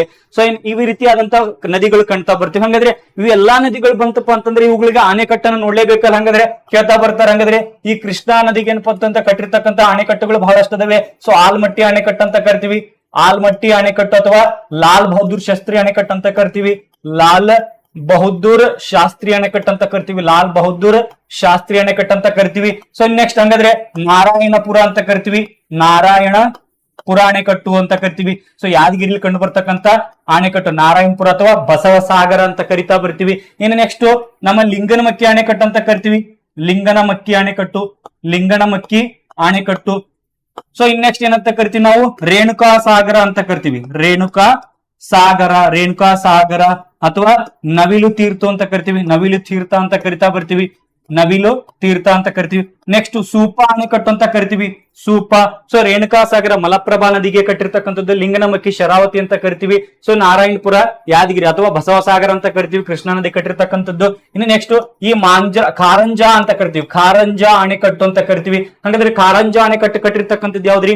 ಗೋದಾವರಿಯ ಉಪನದಿಯಾಗಿರ್ತಕ್ಕಂಥ ಮಾಂಜ್ರಾ ಅಂತ ಕರಿತೀವಿ. ಮಾಂಜ್ರಾ ನದಿಗೆ ಏನಪ್ಪಾ ಅಂತಂದ್ರೆ ಕಟ್ಟಿರ್ತಕ್ಕಂಥದ್ದು ಕಾರಂಜಾ ನದಿ ಕಟ್ಟಿರ್ತಕ್ಕಂಥದ್ದು. ಸೊ ಇವೆಲ್ಲ ಏನಪ್ಪಾ ಅಂತಂದ್ರೆ ಪ್ರಮುಖವಾಗಿ ಕಂಡು ಬರ್ತಕ್ಕಂಥ ಅಣೆಕಟ್ಟು. ಹಿಂಗ್ ನೋಡ್ತಾ ಬಂದಾಗ ನೋಡಿ, ನಾವು ಅರಣ್ಯ ಅಂತ ವಿಷಯ ತೆಗೆದುಕೊಂಡ್ವಿ, ಈ ರೀತಿ ಕನೆಕ್ಟ್ ಮಾಡ್ಕೊಂತ ಬಂದ್ವಿ. ಇನ್ನು ಒಳಗಡೆ ಹೋದಾಗ ನಾವು ವಿಷಯವನ್ನ ಯಾವ ರೀತಿ ಅನಲೈಸ್ ಮಾಡ್ಕೊಂತ ಬರ್ತೀವಿ, ಹಂಗ ನಾವು ಓದಿದ್ದನ್ನ ಏನಪ್ಪಾ ಅಂತಂದ್ರೆ ರಿಪಿಟೇಷನ್ ಮಾಡ್ಕೊತಾ ಹೋಗ್ತೀವಿ. ನೋಡ್ರಿ ಕೇಳ್ತಾ ಬಂದಿದ್ದು ನೋಡ್ರಿ, ಶರಾವತಿ ನದಿ ಅಂತ ಕರಿತೀವಿ, ಹಂಗಾದ್ರೆ ಶರಾವತಿ ನದಿಯ ಜಲಪಾತಗಳು ಅಂತ ಕರಿತೀವಿ. ಹಂಗಾದ್ರೆ ನದಿ ಹರಿಬೇಕಪ್ಪ ಅಂತಂದ್ರೆ ಒಂದಿಷ್ಟು ಏನಪ್ಪಾ ಅಂತಂದ್ರೆ ನದಿಗಳು ಜಲಪಾತವನ್ನ ಸೃಷ್ಟಿ ಮಾಡ್ತೀವಿ. ಹಂಗಾದ್ರೆ ಜಲಪಾತಗಳ ಜಿಲ್ಲೆ ಅಂತ ಕರಿತಾ ಬರ್ತೀವಿ ಉತ್ತರ ಕನ್ನಡವನ್ನ, ಜಲಪಾತಗಳ ಜಿಲ್ಲೆ ಅಂತ ಕರಿತೀವಿ, ಉತ್ತರ ಕನ್ನಡವನ್ನ ಜಲಪಾತಗಳ ಜಿಲ್ಲೆ ಅಂತ ಕರಿತೀವಿ. ಹಂಗಾದ್ರೆ ನೆಕ್ಸ್ಟ್ ಶರಾವತಿಗೆ ಏನಪ್ಪಾ ಅಂತಂದ್ರೆ ನಾವು ಈ ಜೋಗ ಜಲಪ ಅಂತ ಕರಿತೀವಿ ಅಥವಾ ಗೇರು ಸೊಪ್ಪ ಅಂತ ಕರಿತಾ ಬರ್ತೀವಿ. ನೆಕ್ಸ್ಟ್ ನಾವು ಅಬ್ಬೆ ಫಾಲ್ಸ್ ಅಂತ ಕರಿತೀವಿ, ಅಬ್ಬೆ ಫಾಲ್ಸ್. ಸೊ ಇಲ್ಲಿ ಏನಪ್ಪಾ ಅಂದ್ರೆ ಕೊಡಗಿನಲ್ಲಿ ಕಂಡು ಬರ್ತಕ್ಕಂಥದ್ದು, ಮಡಿಕೇರಿಯಲ್ಲಿ ಕಂಡು ಬರ್ತಕ್ಕಂಥದ್ದು, ಕಾವೇರಿಗೆ ನದಿಗೆ ಸೃಷ್ಟಿಯಾಗಿರ್ತಕ್ಕಂಥದ್ದು ಅಬ್ಬೆ ಜಲಪಾತ ಅಂತ ಕರಿತೀವಿ. ನೆಕ್ಸ್ಟ್ ಗೋಕಾಕ್ ಫಾಲ್ಸ್ ಅಂತ ಕರಿತೀವಿ, ನಾವು ಗೋಕಾಕ್ ಫಾಲ್ಸ್ ಅಂತ ಕರಿತೀವಿ. ಘಟಪ್ರಭಾ ನದಿಗೆ ಉಂಟಾಗಿರ್ತಕ್ಕಂಥದ್ದು ಬೆಳಗಾವಿಲಿ ಅಂತ ಕರಿತಾ ಬರ್ತೀವಿ. ಸೊ ಇನ್ ನೆಕ್ಸ್ಟ್ ಲೂಶಿಂಗ್ಟನ್ ಅಂತ ಕರಿತೀವಿ, ನೋಡ್ರಿ ಲೂಶಿಂಗ್ಟನ್. ನೆಕ್ಸ್ಟ್ ಮಾಗೋಡ ನದಿಗೆ ಬೆಡ್ತಿ ಅಂತ ಕರಿತೀವಿ. ಸೊ ಹಿಂಗ ಏನಪ್ಪಾ ಅಂತಂದ್ರ ಪ್ರಮುಖವಾದಂತಹ ಜಲಪಾತಗಳು ಏನಪ್ಪಾ ಅಂತಂದ್ರೆ ನಮ್ಮ ಕರ್ನಾಟಕದಲ್ಲಿ ಕಂಡು ಬರ್ತವೆ. ಈ ಜಲಪಾತಗಳನ್ನು ಕೂಡ ನಾವು ನೋಡ್ಕೊಳ್ಬೇಕಾಗ್ತದ. ಹಿಂಗ ನಾವು ಜಲಪಾತಗಳು ನೋಡ್ತಾ ಬಂತಂದ್ರೆ ಸೊ ವಿದ್ಯುತ್ ಸಾಗರ ಅಂತ ನೋಡ್ತಾ ಬರ್ತೀವಿ. ಹಂಗಾದ್ರೆ ವಿದ್ಯುತ್ ಅನ್ನ ಬಳಕೆ ಮಾಡ್ತಾ ಬರ್ತೀವಿ, ವಿದ್ಯುತ್ ಸಾಗರ ಅಂತ ಕರಿತೀವಿ. ಹಂಗಾದ್ರೆ ನೀರನ್ನ ಬಳಕೆ ಮಾಡಿಕೊಂಡು ವಿದ್ಯುತ್ ಅಂತ ಉಪಯೋಗ ಮಾಡ್ತಕ್ಕಂಥದ್ದು. ಹಂಗಾದ್ರೆ ಮೊಟ್ಟ ಮೊದಲು ಯಾವ್ದು ಏಷ್ಯಾದಲ್ಲೇ ಮಾಡ್ತಕ್ಕಂಥದ್ದು ಶಿವನ ಸಮುದ್ರ ಅಂತ ಕರಿತೀವಿ, ಶಿವನ ಸಮುದ್ರ ಅಂತ ಕರಿತಾ ಬರ್ತೀವಿ. ಹಂಗಾದ್ರೆ ಎರಡನೇದು ಯಾವ್ದ್ರಿ? ಮಹಾತ್ಮ ಗಾಂಧಿ ಅಂತ ಕರಿತೀವಿ. Next Shimsha, Kabini. So next Shimsha ಅಂತ ಕರಿತೀವಿ. ಹಿಂಗ ಪ್ರಮುಖವಾದಂತ ವಿದ್ಯುತ್ ಸಾಗರಗಳನ್ನು ಕೂಡ ನಾವು ನೋಡ್ತಾ ಬರ್ತೀವಿ. ಹಂಗಾದ್ರೆ ನೋಡ್ರಿ, ಒಂದು ಅಣು ರಿಯಾಕ್ಟರ್ ಅಂತ ಕರಿತೀವಿ ನಾವು ಕಾಳಿ ನದಿ ಮೇಲೆ ಕಟ್ಟಿರ್ತಕ್ಕಂಥದ್ದು, ಸೂಪಾ ಡ್ಯಾಮ್ ಮೇಲೆ ಏನಪ್ಪಾ ಅಂತಂದ್ರೆ ಕಟ್ಟಿರ್ತಕ್ಕಂಥದ್ದು ಕಾಳಿ ನದಿ ಅಂತ ಕರಿತೀವಿ. ನಾವ್ ಹೆಂಗ ಭಾರತದ ಮೊಟ್ಟ ಮೊದಲ ಅಣುಸ್ಥಾವರ ಏನ್ರಿ? ಮಹಾರಾಷ್ಟ್ರದ ತಾರಾಪುರ ಆಗಿರ್ಬೋದು, ಗುಜರಾತ್ನ ಕಕ್ರಪಾರ್ ಆಗಿರ್ಬೋದು, ರಾಜಸ್ಥಾನದ ರಾವತ್ ಬಾಟ್ ಆಗಿರ್ಬೋದು, ಉತ್ತರ ಪ್ರದೇಶದ ನೊರೋರಾ ಆಗಿರ್ಬೋದು, ತಮಿಳುನಾಡಿನ ಕೂಡುಕುಳಂ ಆಗಿರ್ಬೋದು. ಸೊ ಏನ್ ನೋಡ್ತಾ ಬರ್ತೀವಲ್ಲ, ನಮ್ಮ ಕರ್ನಾಟಕದ ಕೈಗಾ ಆಗಿರ್ಬೋದು. ಸೊ ಹಿಂಗ ನಮ್ಮ ಕರ್ನಾಟಕದಲ್ಲಿ ಏನಪ್ಪಾ ಅಂತಂದ್ರೆ ಉತ್ತರ ಕನ್ನಡದಲ್ಲಿ ಕಂಡು ಬರ್ತಕ್ಕಂಥದ್ದು. ಹಾಗಾದ್ರೆ ಸೊ ನಾವು ಅರಣ್ಯವನ್ನ ನೋಡ್ತಾ ಬಂದ ಹಂಗೆ ನಾವ್ ಏನಪ್ಪಾ ಅಂತಂದ್ರೆ ಎಲ್ಲಾ ವಿಷಯಗಳನ್ನ ಕನೆಕ್ಟ್ ಮಾಡ್ತಾ ಹೋದ್ವಿ. ಹಾಗಾದ್ರೆ ನಾವ್ ಇನ್ನು ಅರಣ್ಯವನ್ನ ಏನಪ್ಪಾ ಅಂತಂದ್ರೆ ನಾವ್ ಹೆಂಗ ನಾವು ಎಕನಾಮಿಕ್ ಕನೆಕ್ಟ್ ಮಾಡ್ಕೋಬೇಕು ಅಂತ ನೋಡ್ತಾ ಬರ್ತೀವಿ. ಹಾಗಾದ್ರೆ ಅರಣ್ಯ ಅಂತ ಕರಿತೀವಿ. ನೋಡ್ರಿ, ಅರಣ್ಯ ಬಂತ ಅಂತಂದ್ರೆ ಏನ್ರಿ? ಸಮುದ್ರದ ಕನೆಕ್ಟ್ ಮಾಡ್ಕೋಬಹುದು ನಾವು, ಸಮುದ್ರ ಅಂತ ಕರಿತೀವಿ. ಹಾಗಾದ್ರೆ ಸಮುದ್ರ ಅಂತ ಕರಿತೀವಿ. ಹಾಗಾದ್ರೆ ನಮ್ಮ ಭಾರತ ದೇಶದಲ್ಲಿ, ನಮ್ಮ ಭಾರತ ಏನಪ್ಪಾ ಅಂತಂದ್ರೆ ಪರ್ಯಾಯ ಅಂತ ಕರಿತಾ ಬರ್ತೀವಿ. ಹಂಗಾದ್ರೆ ಪಶ್ಚಿಮಕ್ಕೆ ಏನಪ್ಪಾ ಅಂತಂದ್ರೆ ಅರಬ್ಬಿ ಸಮುದ್ರ, ಪೂರ್ವಕ್ಕೆ ಬಂಗಾಳ ಕೊಲ್ಲಿ ಅಂತ ಕರಿತೀವಿ, ಬಂಗಾಳ ಕೊಲ್ಲಿ. ಸೊ ನೆಕ್ಸ್ಟ್ ಇನ್ ಕೆಳಗಡೆ ಏನಪ್ಪಾ ಅಂತಂದ್ರೆ ಹಿಂದೂ ಮಹಾಸಾಗರ ಅಂತ ಕರಿತೀವಿ. ಅಂದ್ರೆ ಇಲ್ಲಿ 3 ಕಡೆ ನೀರಿದ್ದು ಒಂದು ಕಡೆ ಭೂಮಿಯನ್ನ ಮಾತ್ರ ಹೊಂದಿದೆ. ಸೊ ಅದಕ್ಕೆ ಇದನ್ನೇನಂತ ಕರಿತೀವಿ, ಪರ್ಯಾಯ ದ್ವೀಪ ಅಂತ ಕರಿತಾ ಬರ್ತೀವಿ. ಹಂಗಾದ್ರೆ ನಮ್ಮ ಭಾರತದ ಅಥವಾ ನಮ್ಮ ಇಡೀ ವಿಶ್ವದಲ್ಲಿ ಏನಪ್ಪಾ ಅಂತಂದ್ರೆ ಅತಿ ದೊಡ್ಡದಾಗಿ ಕಂಡು ಬರ್ತಕ್ಕಂಥ ಸಾಗರ ಯಾವ್ದು ಅಂತ ಕೇಳ್ತಾ ಬರ್ತಾನ, ಪೆಸಿಫಿಕ್ ಮಹಾಸಾಗರ. ಅತಿ ದೊಡ್ಡ ಸಾಗರ ಇದು ಪೆಸಿಫಿಕ್ ಮಹಾಸಾಗರ. ಏನಪ್ಪಾ ಅಂದ್ರೆ ದೊಡ್ಡದಾಗಿರ್ತಕ್ಕಂಥ ಸಾಗರ ಪೆಸಿಫಿಕ್ ಮಹಾಸಾಗರ ಅಂತ ಕರಿತೀವಿ. ಹಾಗಾದ್ರೆ ಎರಡನೇ ಅತಿ ದೊಡ್ಡ ಮಹಾಸಾಗರ ಯಾವುದು, ಅಟ್ಲಾಂಟಿಕ್ ಅಂತ ಕರಿತೀವಿ, ಅಟ್ಲಾಂಟಿಕ್ ಮಹಾಸಾಗರ ಅಂತ ಕರಿತಾ ಬರ್ತೀವಿ. ಹಾಗಾದ್ರೆ ನೋಡಿ ನೆಕ್ಸ್ಟ್ ಹಿಂದೂ ಮಹಾಸಾಗರ ಅಂತ ಕರಿತೀವಿ, ಹಿಂದೂ ಮಹಾಸಾಗರ ಅಂತ ಕರಿತೀವಿ, ಹಿಂದೂ ಮಹಾಸಾಗರ ಅಂತ ಕರಿತೀವಿ. ನೋಡಿ ನಮ್ಮ ಭೂಮಿ 510 ದಶಲಕ್ಷ ಚದರ ಕಿಲೋಮೀಟರ್ ವಿಸ್ತೀರ್ಣವನ್ನು ಹೊಂದಿದ್ದರೆ 361 ಏನಪ್ಪಾ ಅಂತಂದ್ರೆ 361 ದಶಲಕ್ಷ ಬರೀ ನೀರಿನಿಂದ ಕೂಡೈತೆ. ಇನ್ನ ಬರೀ 149 ದಶಲಕ್ಷ ಏನಪ್ಪಾ ಅಂತಂದ್ರೆ ಭೂಮಿಯಿಂದ ಕೂಡೈತೆ. ಸೊ ಇದು ನೋಡ್ತಾ ಬರ್ತೀವಿ. ಹಂಗಾದ್ರೆ ಏನ್ರಿ ಉತ್ತರಾರ್ಧ ನೋಡಿ, ನಮ್ಮ ಭೂಮಿಯನ್ನ ತೆಗೆದುಕೊಂಡಾಗ ಸಮಭಾಜಕ ವೃತ್ತವನ್ನ ನೋಡ್ತಾ ಬರ್ತೀವಿ. ಸಮಭಾಜಕ ವೃತ್ತವನ್ನು ನೋಡ್ತಾ ಬಂದಾಗ ಸೊ ಉತ್ತರಾರ್ಧ ಗೋಳದಲ್ಲಿ ಏನಪ್ಪಾ ಅಂತಂದ್ರೆ ಕಡಿಮೆ ನೀರಿದ್ದು, ಸೊ ದಕ್ಷಿಣಾರ್ಧ ಗೋಳದಲ್ಲಿ ಏನಪ್ಪಾ ಅಂತಂದ್ರೆ ಈ ದಕ್ಷಿಣಾರ್ಧ ಗೋಳದಲ್ಲಿ ಏನಪ್ಪಾ ಅಂತಂದ್ರೆ ಅತಿ ಹೆಚ್ಚು ನೀರಿನಿಂದ ಕೂಡೈತಿ. ಹಂಗಾದ್ರೆ ನಮ್ಮ ಭಾರತ ಎಲ್ಲೈತಿ ಅಂತ ಕೇಳ್ತಾ ಬರ್ತಾರ. ನಮ್ಮ ಭಾರತ ಉತ್ತರಾರ್ಧ ಗೋಳದ, ಭೂಮಿಯ ಉತ್ತರಾರ್ಧ ಗೋಳದ ನೋಡ್ರಿ ಪೂರ್ವ ಭಾಗದ, ಉತ್ತರಾರ್ಧ ಗೋಳದ ಪೂರ್ವ ಭಾಗದ, ಸೊ ನೋಡ್ರಿ ಏಷ್ಯಾದ ದಕ್ಷಿಣ ಭಾಗದಲ್ಲಿ ಐತಿ ನಮ್ಮ ಭಾರತ. ಉತ್ತರಾರ್ಧ ಗೋಳದ ಉತ್ತರಾರ್ಧದಲ್ಲಿ ಉತ್ತರಾರ್ಧ ಗೋಳದಲ್ಲಿ ಪೂರ್ವ ದಿಕ್ಕಿಗೆ, ಸೊ ಏಷ್ಯಾದ ದಕ್ಷಿಣ ಭಾಗದಲ್ಲಿ ಏನಪ್ಪಾ ಅಂತಂದ್ರೆ ನಮ್ಮ ಭಾರತ ಐತಿ ಅನ್ನೋದನ್ನ ನಾವು ನೋಡ್ತಾ ಬರ್ತೀವಿ. ಸೊ ಹಂಗಾದ್ರೆ ನಾವೇನಪ್ಪಾ ಅಂತಂದ್ರೆ ಹಿಂಗ ನೋಡುವಾಗ ಏನಪ್ಪಾ ಅಂತಂದ್ರೆ ಸೊ ಸಾಗರ ಬಗ್ಗೆ ಹಂಗೆ. ಸೊ ಇದನ್ನೇ ಇನ್ನೊಂದ್ ಚೂರು ಎಲಾಬ್ರೇಟ್ ಮಾಡ್ಕೊಳೋದಾದ್ರೆ ನಾವು ಸಬ್ಜೆಕ್ಟ್ ಗಳಿಗೆ ಕನೆಕ್ಟ್ ಮಾಡ್ಕೊಂತ ಹೋದ್ರೆ, ಸೊ ನೋಡಿ ನಾವು ಸಾಗರಗಳು ಅಂತ ಕರಿತಾ ಬರ್ತೀವಿ. ಹಂಗಾದ್ರೆ ಸಾಗರಗಳು ಅಂತ ಕರಿತೀವಿ. ಹಂಗಾದ್ರೆ ಸಾಗರ ಅಥವಾ ಸರೋವರಗಳು ಅಂತ ಕರಿತೀವಿ. ಸರೋವರ ಅಂದ್ರೆ ಏನು, ಸಾಗರಗಳ ಬಗ್ಗೆ ನೋಡಿದ್ವಿ. ಹಾಗಾದ್ರೆ ಸರೋವರ ಅಂದ್ರೆ ಏನು ಕೇಳ್ತಾ ಬರ್ತಾರೆ. ಹಾಗಾದ್ರೆ ಸರೋವರ ಅಂತಂದ್ರೆ ಏನ್ರಿ, ಒಂದ್ ನಡುವ ಭೂಮಿ ಇದ್ದು, ಸರಿ ನೋಡಿ ನಡುವೆ ಏನಪ್ಪಾ ಅಂತಂದ್ರೆ ನೀರಿದ್ದು, ಸೊ ನೀರಿದ್ದು ಸುತ್ತಲೂ ಏನಪ್ಪಾ ಅಂತಂದ್ರ ಭೂಮಿಯಿಂದ ಆವೃತವಾಗಿರ್ತಕ್ಕಂಥ ಜಲರಾಶಿಗೆ ಅಂತ ಕರಿತೀವಿ. ಸುತ್ತಲೂ ಭೂಮಿಯಿಂದ ಆವೃತವಾಗಿರ್ತಕ್ಕಂಥ ಜಲರಾಶಿಗೆ ಅಂತ ಕರಿತೀವಿ ನಾವು ಸರೋವರ ಅಂತ ಕರಿತೀವಿ. ಸರೋವರ ಹಾಗಾದ್ರೆ ಸರೋವರ ಅಧ್ಯಯನಕ್ಕೆ ಏನಂತ ಕರಿತೀವಿ ನಾವು, ಲಿಮ್ನಾಲಜಿ ಅಂತ ಕರಿತೀವಿ. ಸರೋವರ ಅಧ್ಯಯನಕ್ಕೆ ಲಿಮ್ನಾಲಜಿ ಅಂತ ಕರಿತೀವಿ, ಸರೋವರ ಅಧ್ಯಯನಕ್ಕೆ. ಹಾಗಾದ್ರೆ ಭಾರತದ ಅತಿ ಸಿಹಿ ನೀರಿನ ಸರೋವರ ಯಾವ್ದಂತ ಕೇಳ್ತಾರ, ಉಲ್ಲಾರ್ ಸರೋವರ ಅಂತ ಕರಿತೀವಿ. ಉಲ್ಲಾರ್ ಸರೋವರ ಅಂತ ಕರಿತೀವಿ. ಹಾಗಾದ್ರೆ ಧಾಲ್ ಸರೋವರ ಎಲ್ಲಿ ಕಂಡು ಬರ್ತದೆ ಅಂತ ಕೇಳ್ತಾರ. ಬಹಳಷ್ಟು ಸುಮಾರು ರಿಪೀಟೆಡ್ ಸರಿ ಕೇಳಿರ್ತಕ್ಕಂಥ ಕ್ವಶನ್ಸ್ ಇವೆಲ್ಲ ರಿಪೀಟೆಡ್. ಹಾಗಾದ್ರೆ ಧಾಲ್ ಮತ್ತು ಉಲ್ಲಾರ್ ಸರೋವರ ಏನಪ್ಪಾ ಅಂತಂದ್ರೆ ಜಮ್ಮು ಕಾಶ್ಮೀರದಲ್ಲಿ ಕಂಡು ಬರ್ತವೆ. ಹಾಗಾದ್ರೆ ಅತ್ಯಂತ ಉಪ್ಪಿನ ಸರೋವರ ಯಾವಂತ ಕೇಳ್ತಾ ಬರ್ತಾರ, ಚಿಲ್ಕಾ ಸರೋವರ ಅಂತ ಕರಿತೀವಿ. ಒರಿಸ್ಸಾದಲ್ಲಿ ಕಂಡು ಬರ್ತದೆ ಚಿಲ್ಕಾ ಸರೋವರ, ಒರಿಸ್ಸಾದಲ್ಲಿ ಕಂಡು ಬರ್ತದೆ. ಅತಿ ಗರಿಷ್ಠ ಲವಣಾಂಶದಿಂದ ಕೂಡಿರ್ತಕ್ಕಂಥ ಸರೋವರ ಅಂತ ಕೇಳ್ತಾ ಬರ್ತಾನ. ಸೊ ಸಾಂಬಾರ್ ಸರೋವರ ಅಂತ ಕರಿತೀವಿ. ಎಲ್ಲಿ ಕಂಡು ಬರ್ತದೆ, ಸೊ ರಾಜಸ್ಥಾನ ಅಂತ ಕರಿತೀವಿ, ರಾಜಸ್ಥಾನ. ನೆಕ್ಸ್ಟ್ ಪುಲಿಕಾಟ್ ಸರೋವರ ಅಂತ ಕರಿತೀವಿ, ಪುಲಿಕಾಟ್ ಸರೋವರ ಅಂತ ಕರಿತೀವಿ. ನೆಕ್ಸ್ಟ್ ಕೊಲ್ಲೇರು ಸರೋವರ ಅಂತ ಕರಿತೀವಿ, ಕೊಲ್ಲೇರು ಸರೋವರ ಆಂಧ್ರ ಪ್ರದೇಶ ಅಂತ ಕರಿತೀವಿ. ಪುಲಿಕಾಟ್ ತಮಿಳುನಾಡು ಅಂತ ಕರಿತೀವಿ. ಸೊ ಹಿಂಗ ಏನಪ್ಪಾ ಅಂತಂದ್ರ ಸರೋವರಗಳು ಕೂಡ ಕಂಡು ಬರ್ತವೆ. ಹಾಗಾದ್ರೆ ಈ ಸರೋವರಗಳು ಏನ್ ಮಾಡ್ತೇವೆ, ಸರೋವರಗಳು ಸೊ ಹಾಗಾದ್ರೆ ನೀವು ಹೆಂಗ್ ಉಂಟಾಯ್ದು ಅಂತ ಕೇಳ್ತಾರ. ನೋಡಿ ಮಹಾರಾಷ್ಟ್ರದ ಲೋನಾರ್ ಸರೋವರ ಅಂತ ಕರಿತೀವಿ. ಮಹಾರಾಷ್ಟ್ರದ ಲೋನಾರ್ ಸರೋವರ ಅಂತ ಕರಿತೀವಿ. ಮಹಾರಾಷ್ಟ್ರದ ಲೋನಾರ್ ಸರೋವರ ಏನು ಯಾವ್ದ್ರಿಂದ ನಿರ್ಮಿತ ಆಗೈತೆ ಅಂತ ಕೇಳ್ತಾರ. ಉಲ್ಕೆಗಳಿಂದ ನಿರ್ಮಿತವಾಗಿರ್ತಕ್ಕಂಥ ಸರೋವರ ಮಹಾರಾಷ್ಟ್ರದ ಲೋನಾರ್ ಸರೋವರ ಅಂತ ಕರಿತಾ ಬರ್ತೀವಿ. ಸೊ ಹಿಂಗೇನಪ್ಪಾ ಅಂತಂದ್ರ ಕನೆಕ್ಟ್ ಮಾಡ್ಕೊತಾ ಹೋಗ್ಬೇಕು. ನೋಡಿ ಹಾಗಾದ್ರೆ ಈ ನಮ್ಮ ನೀರು ಅಂತ ನೋಡಿದ್ವಲ್ಲ, ಸೊ ನೀರು ಒಂದು KPTCL ಎಕ್ಸಾಮ್ ಅಲ್ಲಿ ಕೇಳಿದ್ದ. ಸೊ ಹಾಗಾದ್ರೆ ಸಮುದ್ರ ಮಾರ್ಗದ ಮೂಲಕ ಏನಪ್ಪಾ ಅಂತಂದ್ರೆ ನಮ್ಮ ಭಾರತದ ವ್ಯಾಪಾರ ಎಷ್ಟು % ನಡೀತೈತಿ ಸಮುದ್ರದ ಮೂಲಕ ಅಂತ ಕೇಳ್ತಾ ಬಂದಿದ್ದ. 90% ಏನಪ್ಪಾ ಅಂತಂದ್ರ ಸಮುದ್ರದ ಮೂಲಕ ಏನಪ್ಪಾ ಅಂತಂದ್ರ ನಮ್ಮ ವ್ಯಾಪಾರ ನಡೀತಾ ಬರ್ತದೆ ಅಂತ ನೋಡ್ತಾ ಬರ್ತೀವಿ. ಹಾಗಾದ್ರೆ ಸಮುದ್ರ ಅಂತ ಕೇಳಿದಾಗ ಬಂದರು ಅಂತ ಬರ್ಲೇಬೇಕಾ, ಸೊ ಹಂಗಾದ್ರೆ ಬಂದರುಗಳ ಬಗ್ಗೆ ಓದ್ಲೇಬೇಕಾ. ಸೊ ನೋಡಿ ಒಂದು ಎಕ್ಸಾಮ್ ಅಲ್ಲಿ ಕೇಳಿದ್ದ. ಸೊ ಶ್ಯಾಮ್ ಪ್ರಸಾದ್ ಮುಖರ್ಜಿ ಬಂದರನ್ನ ಯಾವ ಹೆಸರಿಂದ ಕರೀತಾರೆ, ಅಥವಾ ಶ್ಯಾಮ್ ಪ್ರಸಾದ್ ಮುಖರ್ಜಿ ಅಂತ ಕರಿತೀವಲ್ಲ, ಈ ಶ್ಯಾಮ್ ಪ್ರಸಾದ್ ಮುಖರ್ಜಿ ಬಂದರನ್ನ ಯಾವ ಬಂದರಿಗೆ ಕರಿತೀವಿ ಅನ್ನೋದನ್ನ ಕೇಳ್ತಾ ಬಂದಿದ್ದ. ಸೊ ಕಲ್ಕತ್ತಾ ಬಂದರಿಗೆ ಕರಿತಾ ಬರ್ತೀವಿ ಅಂತ ಕೇಳಿದ್ದ. ಕಲ್ಕತ್ತಾ ಬಂದರಿಗೆ ಶ್ಯಾಮ್ ಪ್ರಸಾದ್ ಮುಖರ್ಜಿ ಬಂದರು ಅಂತ ಕರಿತಾ ಬಂತ ಅಂತಾನು ಕೂಡ ನೋಡ್ತಾ ಬಂದಿದ್ವಿ. ಹಾಗಾದ್ರೆ ನೋಡಿ ನಮ್ಮ ಈ ಪ್ರಮುಖ ಬಂದರಗಳಲ್ಲಿ ಹಾಗಾದ್ರೆ ಗುಜರಾತ್ ನ ಖಾಂಡ್ಲಾ ಅಂತ ಕರಿತೀವಿ. ನೆಕ್ಸ್ಟ್ ಗೋವಾದ ಗೋವಾ ಬಂದರ್ ಆಗಿರ್ಬೋದು, ಮಹಾರಾಷ್ಟ್ರದ ನವಸೇನಾ ಆಗಿರ್ಬೋದು, ನವಮಂಗಳೂರು ಬಂದರ್ ಆಗಿರ್ಬೋದು, ಮಂಗಳೂರು ಬಂದರ್ ಆಗಿರ್ಬೋದು, ನವಮಂಗಳೂರು ಬಂದರ್ ಆಗಿರ್ಬೋದು. ಸೊ ನೆಕ್ಸ್ಟ್ ಕೊಚ್ಚಿ ಆಗಿರ್ಬೋದು. ಸೊ ನೆಕ್ಸ್ಟ್ ಟುಟಿಕಾರಿನ್ ಬಂದರ್ ಆಗಿರ್ಬೋದು, ಟುಟಿಕಾರಿನ್ ಅಂತ ಕರಿತೀವಿ. ನೆಕ್ಸ್ಟ್ ವಿಶಾಖಪಟ್ಟಣ ಅಂತ ಕರಿತೀವಿ, ವಿಶಾಖಪಟ್ಟಣ. ಸೊ ನೆಕ್ಸ್ಟ್ ಪಾರಾದೀಪ್ ಬಂದರ್ ಅಂತ ಕರಿತೀವಿ, ಪಾರಾದೀಪ ಬಂದರ್ ಆಗಿರ್ಬೋದು. ನೆಕ್ಸ್ಟ್ ಹಾಲ್ಡಿಯಾ ಆಗಿರ್ಬೋದು. ಸೊ ಇವನ್ನೆಲ್ಲ ಏನಪ್ಪಾ ಅಂತಂದ್ರ ಕಲ್ಕತ್ತಾ ಅಂತ ಕರಿತೀವಿ, ಅಥವಾ ಶ್ಯಾಮ್ ಪ್ರಸಾದ್ ಮುಖರ್ಜಿ ಬಂದೂರು ಅಂತ ಕರಿತಾ ಬರ್ತೀವಿ. ನೋಡ್ರಿ, ನಮ್ಮ ಗುಜರಾತ್ ಆಗಿರ್ಬೋದು, ಗೋವಾ ಆಗಿರ್ಬೋದು, ಮಹಾರಾಷ್ಟ್ರ ಆಗಿರ್ಬೋದು, ಕರ್ನಾಟಕ, ಕೇರಳ, ತಮಿಳುನಾಡು, ಆಂಧ್ರ ಪ್ರದೇಶ, ಒರಿಸ್ಸಾ, ಪಶ್ಚಿಮ ಬಂಗಾಳ. ಸೊ ಇವೆಲ್ಲ ಏನಪ್ಪಾ ಅಂತಂದ್ರ 9 ರಾಜ್ಯಗಳು ಕರಾವಳಿ ತೀರವನ್ನು ಒಳಗೊಂಡೈತಿ. ಹಾಗಾದ್ರೆ ಕರಾವಳಿ ತೀರವನ್ನು ಒಳಗೊಂಡೈತಿ ಅಂತಂದ್ರೆ ನಮ್ಮ ಭಾರತ ದೇಶ ಪರ್ಯಾಯ ಭಾರತ ಅಂತ ಕೇಳಿದಾಗ 6100 ಕಿಲೋಮೀಟರ್ ಏನಪ್ಪಾ ಅಂತಂದ್ರೆ ಜಲರಾಶಿಯಿಂದ ಇದ್ದು. ಸೊ ಅಂದ್ರೆ ಈ ಕಂಪ್ಲೀಟ್ ನಮ್ಮ ಭಾರತ ಅಂತ ತೆಗೆದುಕೊಂಡಾಗ ಅಂಡಮಾನ್ ಮತ್ತು ನಿಕೋಬಾರವನ್ನು ಸೇರಿಕೊಂಡಾಗ ಏನಪ್ಪಾ ಅಂತಂದ್ರೆ 7516.6 ಕಿಲೋಮೀಟರ್ ಏನಪ್ಪಾ ಅಂತಂದ್ರೆ ಕರಾವಳಿ ತೀರವನ್ನ ಒಳಗೊಂಡಿದೆ ಅನ್ನೋದನ್ನು ಕೂಡ ನಾವು ನೋಡ್ತಾ ಬರ್ತೀವಿ. ಹಾಗಾದ್ರೆ ಈ ಬಂದರುಗಳಂತ ಬಂತಪ್ಪ ಅಂತಂದ್ರೆ, ಸೊ ಹಾಗಾದ್ರೆ ನಿಮಗೆ ಪ್ರಮುಖವಾಗಿ ಕೇಳ್ತಾ ಬರ್ತಾನೆ, ಹಾಗಾದ್ರೆ ಕಬ್ಬಿಣದ ಅದಿರನ್ನ ಯಾವ ಬಂದರಿಂದ ರಫ್ತು ಮಾಡ್ತಾರೆ, ಅಥವಾ ಪೆಟ್ರೋಲ್ ಅಥವಾ ಸಂಬಂಧಿತವಾದಂತಹ ಪೆಟ್ರೋಲ್ ಸಂಬಂಧಿತ ಅಥವಾ ಕಚ್ಚಾ ತೈಲಗಳನ್ನ ಯಾವ ಬಂದರಿಂದ ರಫ್ತು ಮಾಡ್ತಾರೆ, ಅಥವಾ ಗ್ರಾನೈಟ್ ಗಳನ್ನ ಯಾವ ಬಂದರಿನ ಮೂಲಕ ರಫ್ತು ಮಾಡ್ತಾರೆ ಅಥವಾ ಆಮದು ಮಾಡ್ಕೊಂತಾರೆ ಅಂತ ಕೇಳ್ತಾ ಬರ್ತಾರೆ. ಈಗ ಇದು ಕೊಡ್ತಕ್ಕಂತ ಬ್ಯಾಂಕ್ ಅಥವಾ ಸಾಲ ಅಂತ ಕರಿತೀವಿ, ಎಕ್ಸಿಮ್ ಬ್ಯಾಂಕ್ ಅಂತ ಕರಿತೀವಿ. ಎಕ್ಸಿಮ್ ಬ್ಯಾಂಕ್ ಅಂತ ಅಂದ್ರೆ ಎಕ್ಸ್ಪೋರ್ಟ್ ಮತ್ತು ಇಂಪೋರ್ಟ್ ಅಂತ ಕರಿತೀವಿ, ಎಕ್ಸ್ಪೋರ್ಟ್ ಅಂಡ್ ಇಂಪೋರ್ಟ್ ಬ್ಯಾಂಕ್ ಅಂತ ಕರಿತೀವಿ, ಹಾಗಾದ್ರೆ ಇದೇನು ರಫ್ತು ಮತ್ತು ಆಮದು ಅಭಿವೃದ್ಧಿ ಬ್ಯಾಂಕ್ ಅಂತ ಕರಿತೀವಿ. ಅಂದ್ರೆ ಏನು, ಇದು ಯಾವ ಸ್ಥಾಪನೆ ಆಯ್ತು? 1982ರಲ್ಲಿ ಸ್ಥಾಪನೆ ಆಯ್ತು. ಇದನ್ನೇನು ಎಕನಾಮಿಕ್ ಕನೆಕ್ಟ್ ಮಾಡ್ಕೋಬೇಕು. ಹಾಗಾದ್ರೆ ಕೃಷಿ ಸಂಬಂಧಿತವಾದಂತಹ ಹಣ ಕೊಡ್ತಕ್ಕಂಥದ್ದು ಬ್ಯಾಂಕ್ ಯಾವುದು? ನಬಾರ್ಡ್ ಅಂತ ಕರಿತೀವಿ, ನ್ಯಾಷನಲ್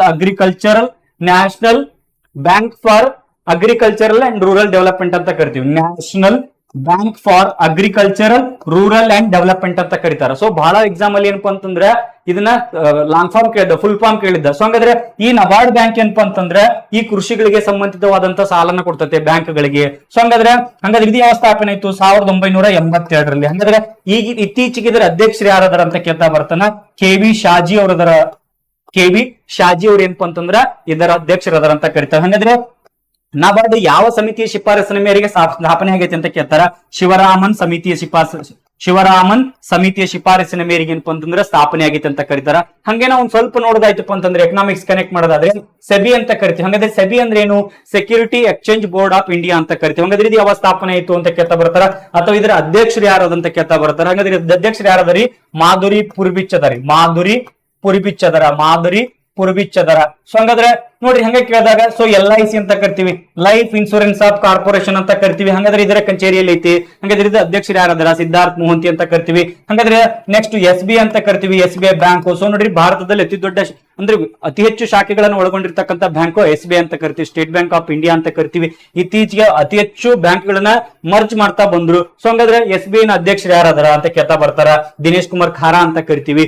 ಹಂಗ ಒಂದಿಷ್ಟು ನೋಡ್ರಿ, ಇವೆಲ್ಲ ಬ್ಯಾಂಕ್ ಗಳ ಬಗ್ಗೆ ಅಧ್ಯಯನ ಮಾಡೋದಾಗಿರ್ಬೋದು. ಹಿಂಗ ಒಂದಕ್ಕೊಂದು ಏನಪ್ಪಾ ಅಂತಂದ್ರೆ ಕನೆಕ್ಟ್ ಮಾಡ್ತಾ ಬರ್ಬೋದು. ಹಾಗಾದ್ರೆ ಸೊ ನೋಡಿ, ನಾವು ಬಂದರು ಆಯ್ತು, ಸರೋವರ ಆಯ್ತು, ಸಾಗರ ಆಯ್ತು, ಬ್ಯಾಂಕ್ ಗಳನ್ನ ಕನೆಕ್ಟ್ ಮಾಡ್ತಾ ಬಂದ್ವಿ. ಹಂಗೆ ಇನ್ನೊಂಚೂರು ಒಂದ್ ಹೆಜ್ಜೆ ನಾವ್ ಏನಪ್ಪ ಅಂತಂದ್ರೆ ಇದನ್ನೇ ಕನೆಕ್ಟ್ ಮಾಡೋದಾಯ್ತಪ್ಪ ಅಂತಂದ್ರೆ ನೋಡಿ, ನಾವೇನಂತ ಕರಿತೀವಿ, ಇನ್ನು ಇತಿಹಾಸಕ್ಕೆ ನಾವ್ ಯಾವ ರೀತಿ ಕನೆಕ್ಟ್ ಮಾಡ್ಕೋಬೇಕು? ಸೊ ಅರಣ್ಯಕ ಅಂತಕ್ಕಂದ್ರೆ ಅರಣ್ಯಕಗಳು ಅಂತ ಕರಿತೀರಿ ನೀವು, ಅರಣ್ಯಕಗಳು ಅಂತ ಕರಿತೀವಿ. ಹಂಗಾದ್ರೆ ಉಪನಿಷತ್ತುಗಳು ಅಂತ ಕರಿತೀವಿ, ಉಪನಿಷತ್ತು ಅಂತ ಕರಿತೀವಿ.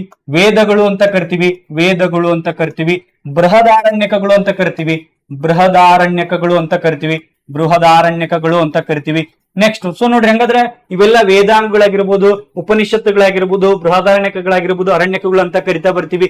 ವೇದಗಳು ಅಂತ ನೋಡ್ತಾ ಬರ್ತೀವಿ, ಋಗ್ವೇದ, ಯಜುರ್ವೇದ, ಸಾಮವೇದ, ಅಥರ್ವಣ ವೇದ ಅಂತ ಕರಿತೀವಿ. ಹಂಗಾದ್ರೆ ಪೂರ್ವ ವೇದ ಕಾಲದ ಟೈಮ್ ಎಷ್ಟು, ಉತ್ತರ ವೇದದ ಕಾಲದ ಅವಧಿ ಎಷ್ಟು? ಹಾಗಾದ್ರೆ ಉತ್ತರ ವೇದ ಕಾಲದಲ್ಲಿ ಯಾವ್ಯಾವ ಬರ್ತವ, ಪೂರ್ವ ವೇದ ಕಾಲದಲ್ಲಿ ಏನೇನ್ ಬರ್ತದ? ಸೊ ನೋಡ್ತಾ ಬರ್ತೀವಿ. ಹಂಗಾದ್ರೆ ಋಗ್ವೇದ, ಯಜುರ್ವೇದ, ಸಾಮವೇದ, ಅಥರ್ವಣ ವೇದ ಅಂತ ಕರಿತೀವಿ. ಹಾಗಾದ್ರೆ ಋಗ್ವೇದವನ್ನು ತೆಗೆದುಕೊಂಡಾಗ 1028 ಶ್ಲೋಕಗಳು ಋಗ್ವೇದದಲ್ಲಿ ಕಂಡು ಬರ್ತವೆ. ಹಾಗಾದ್ರೆ ಋಗ್ವೇದದಲ್ಲಿ ಏನಪ್ಪಾ ಅಂತಂದ್ರೆ ಪ್ರಮುಖವಾಗಿ 10 ಮಂಡಲಗಳು ಕಂಡು ಬರ್ತವೆ. 10 ಮಂಡಲಗಳು ಇವೆಲ್ಲ PC ಎಕ್ಸಾಮ್ ಆಗಿ ಕೇಳಿರ್ತಕ್ಕಂಥ ರಿಪೀಟೆಡ್ ಕ್ವಶನ್ಸ್. ಸೊ 1028 ಶ್ಲೋಕಗಳು ಕಂಡು ಬರ್ತವೆ ಋಗ್ವೇದದಲ್ಲಿ. ಹಾಗಾದ್ರೆ 10 ಮಂಡಲಗಳು ಕಂಡು ಬರ್ತವೆ. ಹಾಗಾದ್ರೆ ಮೂರನೇ ಮಂಡಲ ಏನ್ ಹೇಳ್ತದ? ಋಗ್ವೇದದ ಮೂರನೇ ಮಂಡಲ ಏನ್ ಹೇಳ್ತದ? ಸೊ ಹಂಗಾದ್ರೆ ಋಗ್ವೇದ ಮೂರನೇ ಮಂಡಲ ಏನಪ್ಪಾ ಅಂತಂದ್ರ ಗಾಯತ್ರಿ ಮಂತ್ರದ ಬಗ್ಗೆ ಹೇಳ್ತಾ ಬರ್ತದ. ಸೊ ನೆಕ್ಸ್ಟ್ 7ನೇ ಮಂಡಲ ಏನ್ ಹೇಳ್ತದ? ದಶರಾಜನ್ ಕದನದ ಬಗ್ಗೆ ಹೇಳ್ತಾ ಬರ್ತದ, ದಶರಾಜನ್ ಯುದ್ಧದ ಬಗ್ಗೆ. ಸೊ ನೆಕ್ಸ್ಟ್ 9ನೇ ಮಂಡಲ ಏನ್ ಹೇಳ್ತಾ ಬರ್ತದ, ಸೊ ಸೋಮ ಸುರ ಪಾನ್ ಅಂತ ಕರಿತೀವಿ, ಸೋಮ ಸುರ ಪಾನಗಳ ಬಗ್ಗೆ ಹೇಳ್ತಾ ಬರ್ತದ. ನೆಕ್ಸ್ಟ್ 10ನೇ ಮಂಡಲ ಅಂತ ಕರಿತೀವಿ. 10ನೇ ಮಂಡಲ ಏನ್ ಹೇಳ್ತದ ಅಂತ ಹೇಳ್ತಾ ಬರ್ತಾನ, ಪುರುಷ ಸೂಕ್ತ ಅಂತ ಕರಿತೀವಿ, ಪುರುಷ ಸೂಕ್ತದ ಬಗ್ಗೆ ಹೇಳ್ತಾ ಬರ್ತದ. ಸೊ ಹಂಗಾದ್ರೆ ಹಿಂಗ ಋಗ್ವೇದಗಳ ಉಪವೇದ ಯಾವ್ದಂತ ಕೇಳ್ತಾರೆ, ಋಗ್ವೇದಗಳ ಉಪವೇದ ಅಥವಾ ಋಗ್ವೇದದಲ್ಲಿ ಏನಪ್ಪಾ ಅಂತಂದ್ರ ಪೂಜೆ ಮಾಡೋರ್ನ ಏನಂತ ಕರಿತಾ ಇದ್ರು, ಸೊ ಹೋತ್ರಿ ಅಂತ ಕರಿತೀವಿ, ಹೋತ್ರಿ ಅಂತ ಕರಿತೀವಿ. ನೆಕ್ಸ್ಟ್ ಈ ಸಾಮವೇದ ಅಥವಾ ಸಂಗೀತಕ್ಕೆ ಸಂಬಂಧಪಟ್ಟಂತ ವೇದ ಯಾವ್ದಂತ ಕೇಳ್ತಾ ಬರ್ತಾರ, ಸಾಮವೇದ ಅಂತ ಕರಿತೀವಿ, ಸಂಗೀತಕ್ಕೆ ಸಂಬಂಧಪಟ್ಟಂತ ವೇದ ಸಾಮವೇದ ಅಂತ ಕರಿತೀವಿ. ಸೊ ನೆಕ್ಸ್ಟ್ ಅಥರ್ವಣ ವೇದ ಯಾವ್ದಕ್ಕೆ ಸಂಬಂಧಪಟ್ಟತೆ ಅಂತ ಕೇಳ್ತಾರೆ, ಅಥರ್ವಣ ವೇದ ಏನಪ್ಪಾ ಅಂತಂದ್ರೆ ಮಾಟ ಮಂತ್ರಗಳಿಗೆ ಸಂಬಂಧಪಟ್ಟಿದ್ದು. ಸೊ ನೆಕ್ಸ್ಟ್ ಯಜುರ್ವೇದ ಅಂತ ಕರಿತೀವಿ, ಯಜುರ್ವೇದ ಅಂದ್ರಿ, ಯಜುರ್ವೇದ ಯಾವ್ದಕ್ಕೆ ಸಂಬಂಧಪಟ್ಟತೆ ಏನಪ್ಪಾ ಅಂತಂದ್ರೆ ಯಜ್ಞ ಯಾಗಾದಿಗಳಿಗೆ ಸಂಬಂಧಪಟ್ಟಂತ ವೇದ ಅಂತ ಕರಿತಾ ಬರ್ತೀವಿ. ಹಂಗಾದ್ರೆ ಈ ನೆಕ್ಸ್ಟ್ ಹಂಗಾದ್ರೆ ಈ ನಾವು ಪೂರ್ವ ವೇದ ಮತ್ತು ಉತ್ತರ ವೇದದಲ್ಲಿ ನೋಡಿದಾಗ ಸಭಾ ಸಮಿತಿ ಅಂತ ಕರಿತೀವಿ, ಸಭಾ ಸಮಿತಿ, ಸಭಾ ಸಮಿತಿ ಅಂತ ಕರಿತೀವಿ, ಸಭಾ ಸಮಿತಿ ಏನ್ ನಾವು ನೋಡ್ತಾ ಬರ್ತೀವಲ್ಲ ಸಭಾ ಸಮಿತಿ. ಹಂಗಾದ್ರೆ ಇಲ್ಲಿ ಮಹಿಳೆಯರ ಸ್ಥಾನಮಾನ ಯಾವ ರೀತಿ ಇತ್ತು ಅಥವಾ ಮಹಿಳೆಯರಿಗೆ ಏನಾದ್ರು ಅವಕಾಶಗಳನ್ನ ಕೊಡ್ತಾ ಬರ್ತಾ ಇದ್ರ, ಹಂಗಾದ್ರೆ ಸಭಾ ಅಂದ್ರೆ ಯಾವ್ದು, ಹಿರಿಯರ ಸಮಿತಿ ಯಾವ್ದಿದ್ರಾಗ ಸಭಾ ಸಮಿತಿಯಲ್ಲಿ ಬರ್ತಕ್ಕಂಥದ್ದು, ಹಿಂಗ ಮಹಿಳೆಯರ ಸ್ಥಾನಮಾನಗಳಾಗಿರ್ಬೋದು. ಹಂಗಾದ್ರೆ ನೆಕ್ಸ್ಟ್ ಈ ಸಿಂಧು ನಾಗರಿಕತೆ ಅಂತ ಕರಿತೀವಲ್ಲ, ಸೊ ಸಿಂಧು ನಾಗರಿಕತೆ ಅಂತ ಕರಿತೀವಿ. ಹಂಗ ಸೊ ಏನಪ್ಪಾ ಅಂತಂದ್ರ ಪ್ರಮುಖವಾಗಿ ಏನಪ್ಪಾ ಅಂತಂದ್ರ ಕನೆಕ್ಟ್ ಮಾಡ್ಕೊಂತ ಹೋಗ್ತಾ ಬೇಕು. ನಾನ್ ನೋಡ್ರಿ ಅರಣ್ಯ ಅಂತ ತೆಗೆದುಕೊಂಡಿದ್ದೆ, ಅದನ್ನ ಇಲ್ಲಿ ಕನೆಕ್ಟ್ ಮಾಡ್ತಾ ಬರ್ತೀವಿ. ಅರಣ್ಯ ಅಂತಂದ್ರೆ ಏನ್ರಿ, ಹಂಗಾದ್ರೆ ಸಿಂಧು ನಾಗರಿಕತೆಯ ಜನರು, ಸಿಂಧು ನಾಗರಿಕತೆಯ ಜನರು ಹಂಗಾದ್ರೆ ಸೊ ಏನಾದ್ರೂ ಅವರು ಇವರ ಮಾತೃ ದೇವತೆ ಏನಾಗಿತ್ತು ಅಥವಾ ಇವರ ನಿಸರ್ಗವನ್ನ ಪೂಜೆ ಮಾಡ್ತಾ ಇದ್ರ ಅಥವಾ ನಿಸರ್ಗ ಪೂಜಾ ಆರಾಧಕರು ಆಗಿದ್ರೆ ಏನಿಲ್ಲೋ, ಸೊ ನಿಸರ್ಗವನ್ನ ಒಂಥರ ದೇವ್ರ ತರ ಅವರು ನೋಡ್ತಾ ಬರ್ತಾ ಇದ್ರು ಅನ್ನೋದು ಕೇಳ್ತಾ ಬರ್ತಾರ. ಹೌದು, ಸೊ ಇವರು ನಿಸರ್ಗ ಪೂಜೆಯನ್ನ ಮಾಡ್ತಾ ಬರ್ತಾ ಇದ್ರು. ಸೊ ನೋಡ್ರಿ ಅವ್ರದ್ದು ವೃಕ್ಷ ದೇವತೆ ಯಾವ್ದು, ಅರಳಿ ವೃಕ್ಷ ಅಂತ ಕರಿತೀವಿ. ಸೊ ಹಿಂಗೇನಪ್ಪ ಅಂತಂದ್ರ ಒಂದಿಷ್ಟು ಹಿಸ್ಟ್ರಿಗೆ ಏನಪ್ಪಾ ಅಂತಂದ್ರ ಕನೆಕ್ಟ್ ಮಾಡ್ಕೊಂಡು ಹೋಗ್ತಾ ಬರ್ತದ. ಸೊ ಹಂಗಾದ್ ನೋಡ್ತಾ ಬರ್ತೀವಿ ನೋಡಿ. ಹಿಂಗ ನಾವೇನಪ್ಪ ಅಂತಂದ್ರೆ ಅರಣ್ಯಗಳು ಅಂತ ಕರಿತೀವಿ. ನೋಡ್ರಿ ನಾವು ಶಿಲಾಯುಧ ಆಗಿರ್ಬೋದು, ಮನುಷ್ಯ ಹೆಂಗ್ ಬೆಳಿತಾ ಬಂತ, ಸೊ ಆಗ ಆಯುಧಗಳನ್ನ ನಾವೇನಪ್ಪ ಅಂತ ಇನ್ವೆಂಟ್ ಮಾಡ್ತಾ ಬಂದ. ಹಂಗಾದ್ರೆ ಅದ್ರಲ್ಲಿ ಯಾವ್ದು ಬೆಂಚುಕಲ ಅಂತ ಕರಿತೀವಿ, ಕ್ವಾಡ್ಜೈಟ್ ಅಂತ ಕರಿತೀವಿ. ಹಂಗ ಇವನ್ನೆಲ್ಲ ಏನಪ್ಪಾ ಅಂತಂದ್ರೆ ಹಿಸ್ಟ್ರಿಗೆ ಅಥವಾ ನಾವು ಇತಿಹಾಸಕ್ಕೆ ಕನೆಕ್ಟ್ ಮಾಡ್ಕೊಂಡು ವಿಷಯಗಳನ್ನ ಅನಲೈಸ್ ಮಾಡ್ಕೊಂತ ಬಂದಪ್ಪ ಅಂತಂದ್ರೆ ನೀವು ಓದಿದ್ದು ಏನಪ್ಪಾ ಅಂತಂದ್ರೆ ನಿಮಗೆ ಇನ್ನೊಂದ್ಸರಿ ಏನಕ್ಕಂದ್ರಿ ರಿವಿಷನ್ ಆಗ್ತಾ ಬರ್ತದೆ. ಸೊ ಹಂಗಾದ್ರೆ ಸೊ ನಾವು ಅರಣ್ಯ ಅಂದ್ವಿ ಸರ್, ಹಂಗಾದ್ರೆ ನೀವು ಸೈನ್ಸ್ ಹೆಂಗ್ ಕನೆಕ್ಟ್ ಮಾಡ್ತೀರಿ ಸರ್ ಇವು ಅಂತಂದ್ರೆ ಮಾಡ್ಬೋದು, ಅದೇನು ಅರಣ್ಯ ಅಂತ ಕರಿತೀವಿ. ಹಂಗಾದ್ರೆ ಅರಣ್ಯ ಅಂತಕಂದ್ರೆ ಏನಂತ ಕರಿತೀವಿ ನಾವು, ಸಸ್ಯ ಅಂತ ಕರಿತೀವಿ. ಹಂಗಾದ್ರೆ ಸಸ್ಯ ಅಂತ ಕರಿಬಹುದು. ಹಂಗಾದ್ರೆ ಈ ಸಸ್ಯಗಳಂತಂದ್ರೆ ನೀವು ಬಹಳಷ್ಟು ಮಾತಾಡ್ಬೋದ್ರಿ ಸಸ್ಯಗಳ ಬಗ್ಗೆ. ಹಂಗಾದ್ರೆ ಸಸ್ಯ ಅಂತ ಕರಿತೀವಿ. ಸಸ್ಯಗಳೇನ್ರಿ, ಇವುಗಳನ್ನ ಏನಂತ ಕರಿತೀವಿ ನಾವು, ಸ್ವಪೋಷಕಗಳು ಅಂತ ಕರಿತೀವಿ. ಸಸ್ಯಗಳನ್ನ ಸ್ವಪೋಷಕಗಳು ಅಂತ ಕರಿತೀವಿ. ಸ್ವಪೋಷಕಗಳು ಅಂದ್ರೆ ನೀವು ಆಟೋಟ್ರೋಪ್ಸ್ ಅಂತ ಕರಿತೀವಿ. ಅಂದ್ರೆ ಏನು, ತಮ್ಮ ಆಹಾರವನ್ನ ತಾವೇ ತಯಾರಿಸ್ಕೊಳ್ತಕ್ಕಂಥವು. ಅಂದ್ರೆ ಇವು ಯಾವ್ದ್ರ ಮೇಲೆ ಏನಪ್ಪಾ ಅಂತಂದ್ರೆ ಡಿಪೆಂಡ್ ಆಗಿರಲ್ಲ ಅಂತ ಕರಿತೀವಿ. ಹಂಗಾದ್ರೆ ಇವನ್ ಏನಂತ ಕರಿತೀವಿ, ಸ್ವಪೋಷಕಗಳು ಅಂತ ಕರಿತೀವಿ. ಹಂಗಾದ್ರೆ ಸಸ್ಯಗಳಲ್ಲಿ ನಡೀತಕ್ಕಂಥ ಕ್ರಿಯೆ ಹೆಂಗ್ರಿ, ತಮ್ಮ ಆಹಾರವನ್ನು ಯಾವ ರೀತಿ ಕರಿತವ, ದ್ವಿತೀಯ ಸಂಶ್ಲೇಷಣೆ ಕ್ರಿಯೆ ಅಂತ ಕರಿತೀವಿ. ದ್ವಿತೀಯ ಸಂಶ್ಲೇಷಣೆ ಕ್ರಿಯೆ ಮೂಲಕ ಅಂತ ಕರಿತೀವಿ. ಹಂಗಾದ್ರೆ ದ್ವಿತೀಯ ಸಂಶ್ಲೇಷಣೆ ಕ್ರಿಯೆ ಅಂದ್ರೆ ಏನು, ಸಸ್ಯಗಳು ಏನಪ್ಪಾ ಅಂತಂದ್ರೆ ಆಹಾರವನ್ನ ತಯಾರಿಸ್ಲಿಕ್ಕೆ ಏನಪ್ಪಾ ಅಂದ್ರೆ ಸೂರ್ಯನ ಬೆಳಕನ್ನ ಕಿರಣಗಳನ್ನ ಹೀರಿಕೊಂಡು ವಾತಾವರಣದಲ್ಲಿ ಇರ್ತಕ್ಕಂಥ ಕಾರ್ಬನ್ ಡೈಆಕ್ಸೈಡ್ ಮತ್ತಿತರ ಲವಣಾಂಶಗಳನ್ನ ಮತ್ತಿತರಂತಹ ಅನಿಲಗಳನ್ನ ಹೀರಿಕೊಂಡು ಭೂಮಿಯ ಕೆಳಗಡೆ ಇರ್ತಕ್ಕಂಥ ಲವಣಾಂಶಗಳನ್ನ ಹೀರಿಕೊಂಡು ಸೊ ಪತ್ರ ಹರಿತನ ಮೂಲಕ ಉಸಿರಾಟವನ್ನು ನಡೆಸ್ತಾ ಸೊ ತಮ್ಮ ಆಹಾರವನ್ನ ತಾವೇ ತಯಾರಿಸ್ಕೊಳ್ತಕ್ಕಂಥ ಒಂದು ಪ್ರಕ್ರಿಯೆ ಅಂತ ಕರಿತೀವಿ ನಾವು ದ್ವಿತೀಯ ಸಂಶ್ಲೇಷಣೆ ಕ್ರಿಯೆ ಅಂತ ಕರಿತೀವಿ. ಹಂಗಾದ್ರೆ ಸೊ ಇದನ್ನ ಯಾವ್ಯಾವ ರೀತಿಯ ನಡೀತೈತೆ, ಗ್ರಾನ ಮತ್ತ ಸ್ಟ್ರೋಮಾ ಅಂತ ಕರಿತೀವಿ. ಗ್ರಾನ ಮತ್ತ ಸ್ಟ್ರೋಮಾ ಅಂತ ಕರಿತೀವಿ. ಹಾಗಾದ್ರೆ ಹಗಲಿನಲ್ಲಿ ನಡಿದಪ್ಪ ಅಂತಂದ್ರೆ ಹಗಲಿನಲ್ಲಿ ಗ್ರಾನದ ಸಹಾಯದ ಮೂಲಕ ನಡೀತದ. ಸ್ಟ್ರೋಮಾ ಅಂತಂದ್ರೆ ಈರುಳಿನಲ್ಲಿ ಏನಪ್ಪಾ ಅಂತಂದ್ರೆ ಈರುಳಿನಲ್ಲಿ ಸ್ಟ್ರೋಮಾದ ಮೂಲಕ ಏನಪ್ಪಾ ಅಂತಂದ್ರೆ ಏನು ಸಸ್ಯಗಳು ಏನಪ್ಪಾ ಅಂತಂದ್ರ ದ್ವಿತೀಯ ಸಂಶ್ಲೇಷಣೆ ಕ್ರಿಯೆ ನಡೆಸ್ತವೆ ಅಂತ ನಾವು ನೋಡ್ತಾ ಬರ್ತೀವಿ. ಹಂಗಾದ್ರೆ ಸಸ್ಯಗಳಿಗೆ ಏನಂತಂದ್ರೆ ಪತ್ರ ಹರಿತು ಅಂತ ಕರಿತೀವಿ. ಪತ್ರ ಹರಿತು. ಹಾಗಾದ್ರೆ ಪತ್ರ ಹರಿತು ಕಾಣ್ಲಿಕ್ಕೆ ಏನಾಗ್ತದ, ಹಂಗಾದ್ರೆ ಸಸ್ಯಗಳು ಹಸಿರಾಗಿರ್ಲಿಕ್ಕೆ ಕಾರಣ ಏನಂತ ಕರಿತಾರ, ಹಂಗಾದ್ರೆ ಕ್ಲೋರೋಫಿಲ್ ಅಂತ ಕರಿತೀವಿ. ಕ್ಲೋರೋಫಿಲ್ ಅಂತ ಕರಿತೀವಿ. ಸೊ ನೆಕ್ಸ್ಟ್ ಹಂಗಾದ್ರೆ ಮ್ಯಾಗ್ನೇಷಿಯಂ ಅಂತ ಬರ್ತದ, ಮ್ಯಾಗ್ನೇಷಿಯಂ ಅಂತ ಕರಿತೀವಿ. ಮ್ಯಾಗ್ನೇಷಿಯಂ. ಹಾಗಾದ್ರೆ ಸಸ್ಯಗಳಲ್ಲಿ ಏನಪ್ಪಾ ಅಂತಂದ್ರೆ ಪ್ರಮುಖವಾಗಿ 14 ಪೋಷಕಾಂಶಗಳು ಬೇಕು ಸಸ್ಯಗಳ ಬೆಳವಣಿಗೆ ಆಗ್ಲಿಕ್ಕೆ. ಸೊ ನೋಡ್ರಿ ಅದನ್ನ ಸೂಕ್ಷ್ಮ ಪೋಷಕಾಂಶಗಳು ಮತ್ತೆ ಬೃಹತ್ ಪೋಷಕಾಂಶಗಳು ಅಂತ ಕರಿತೀವಿ. ನಮ್ಮ ಕಬ್ಬಿಣ ಆಗಿರ್ಬೋದು ಅಥವಾ ಮ್ಯಾಂಗ್ನೀಸ್ ಆಗಿರ್ಬೋದು, ಜಿಂಕ್ ಆಗಿರ್ಬೋದು, ಪೊಟ್ಯಾಷಿಯಂ ಆಗಿರ್ಬೋದು, ಸಾರಜನಕ ಆಗಿರ್ಬೋದು, ಸೊ ಎಲ್ಲ ಅಂಶಗಳು ಏನಪ್ಪಾ ಅಂತಂದ್ರೆ ಸಸ್ಯಗಳಿಗೆ ಬೇಕಾಗ್ತದ ಅಂತ ಕರಿತೀವಿ. ಹಾಗಾದ್ರೆ ಸೊ ಈ ಸಸ್ಯಗಳನ್ನ ನಾವೇನಂತ ಮಾಡ್ತೀವಿ, ಏಕದಳ ಮತ್ತ ದ್ವಿದಳ ಅಂತ ಕರಿತೀವಿ. ಏಕದಳ ಮತ್ತ ದ್ವಿದಳ ಅಂತ ಕರಿತೀವಿ. ಹಾಗಾದ್ರೆ ಏಕದಳ ಅಂದ್ರೆ ಏನ್ರಿ, ಒಂದೇ ಸಮಾನಾಂತರವಾಗಿ ನಾಳವನ್ನು ಹೊಂದಿರತಕ್ಕಂಥಕ್ಕೆ ಏನಂತ ಕರಿತೀವಿ ನಾವು ಏಕದಳ ಅಂತ ಕರಿತೀವಿ. ಈ ಏಕದಳದ ಏನಪ್ಪಾ ಅಂತಂದ್ರ ತಂತು ಬೇರು ವ್ಯವಸ್ಥೆಯನ್ನು ಹೊಂದಿರ್ತದ. ತಂತು ಬೇರು ವ್ಯವಸ್ಥೆಯನ್ನು ಹೊಂದಿರ್ತದ. ಈ ದ್ವಿದಳದಲ್ಲಿ ಏನಪ್ಪಾ ಅಂತಂದ್ರ ತಾಯಿ ಬೇರು ವ್ಯವಸ್ಥೆಯನ್ನ ಹೊಂದಿರ್ತದೆ. ಸೊ ಇಲ್ಲಿ ಏನಾಗಿರ್ತಿ ನಾಳಗಳು ಏನಪ್ಪಾ ಅಂತಂದ್ರೆ ಕವಲುಗಳಾಗಿ ಕಂಡು ಬರ್ತವೆ. ಇಲ್ಲಿ ಏನಪ್ಪಾ ಅಂತಂದ್ರೆ ದ್ವಿದಳ ಸಸ್ಯಗಳಲ್ಲಿ ಅಂತ ಕರಿತಾ ಬರ್ತೀವಿ. ಸೊ ಇನ್ನು ನಾವು ಏಕದಳ ದ್ವಿದಳ ಅಂತ ಕರಿತೀವಿ. ನಾವಲ್ಲಿ ಜಿಯೋಗ್ರಫಿ ಕನೆಕ್ಟ್ ಮಾಡುವಾಗ ಏನೇನು ಓದ್ತಾ ಬರ್ತೀವಿ ನಾವು ಖಾರಿಫು ಮತ್ತೆ ರಬಿ ಅಂತ ಕರಿತೀವಿ. ಖಾರಿಫ್ ಅಂತಂದ್ರೆ ಏನ್ರಿ ನೈಋತ್ಯ ಮಾನ್ಸೂನ್ ಮಾರುತಗಳ ಅವಧಿಯಲ್ಲಿ ಜೂನ್ ಮತ್ತು ಸೆಪ್ಟೆಂಬರ್ ಕಾಲದಲ್ಲಿ ಬೆಳತಕ್ಕಂತ ಬೆಳೆಗಳವು.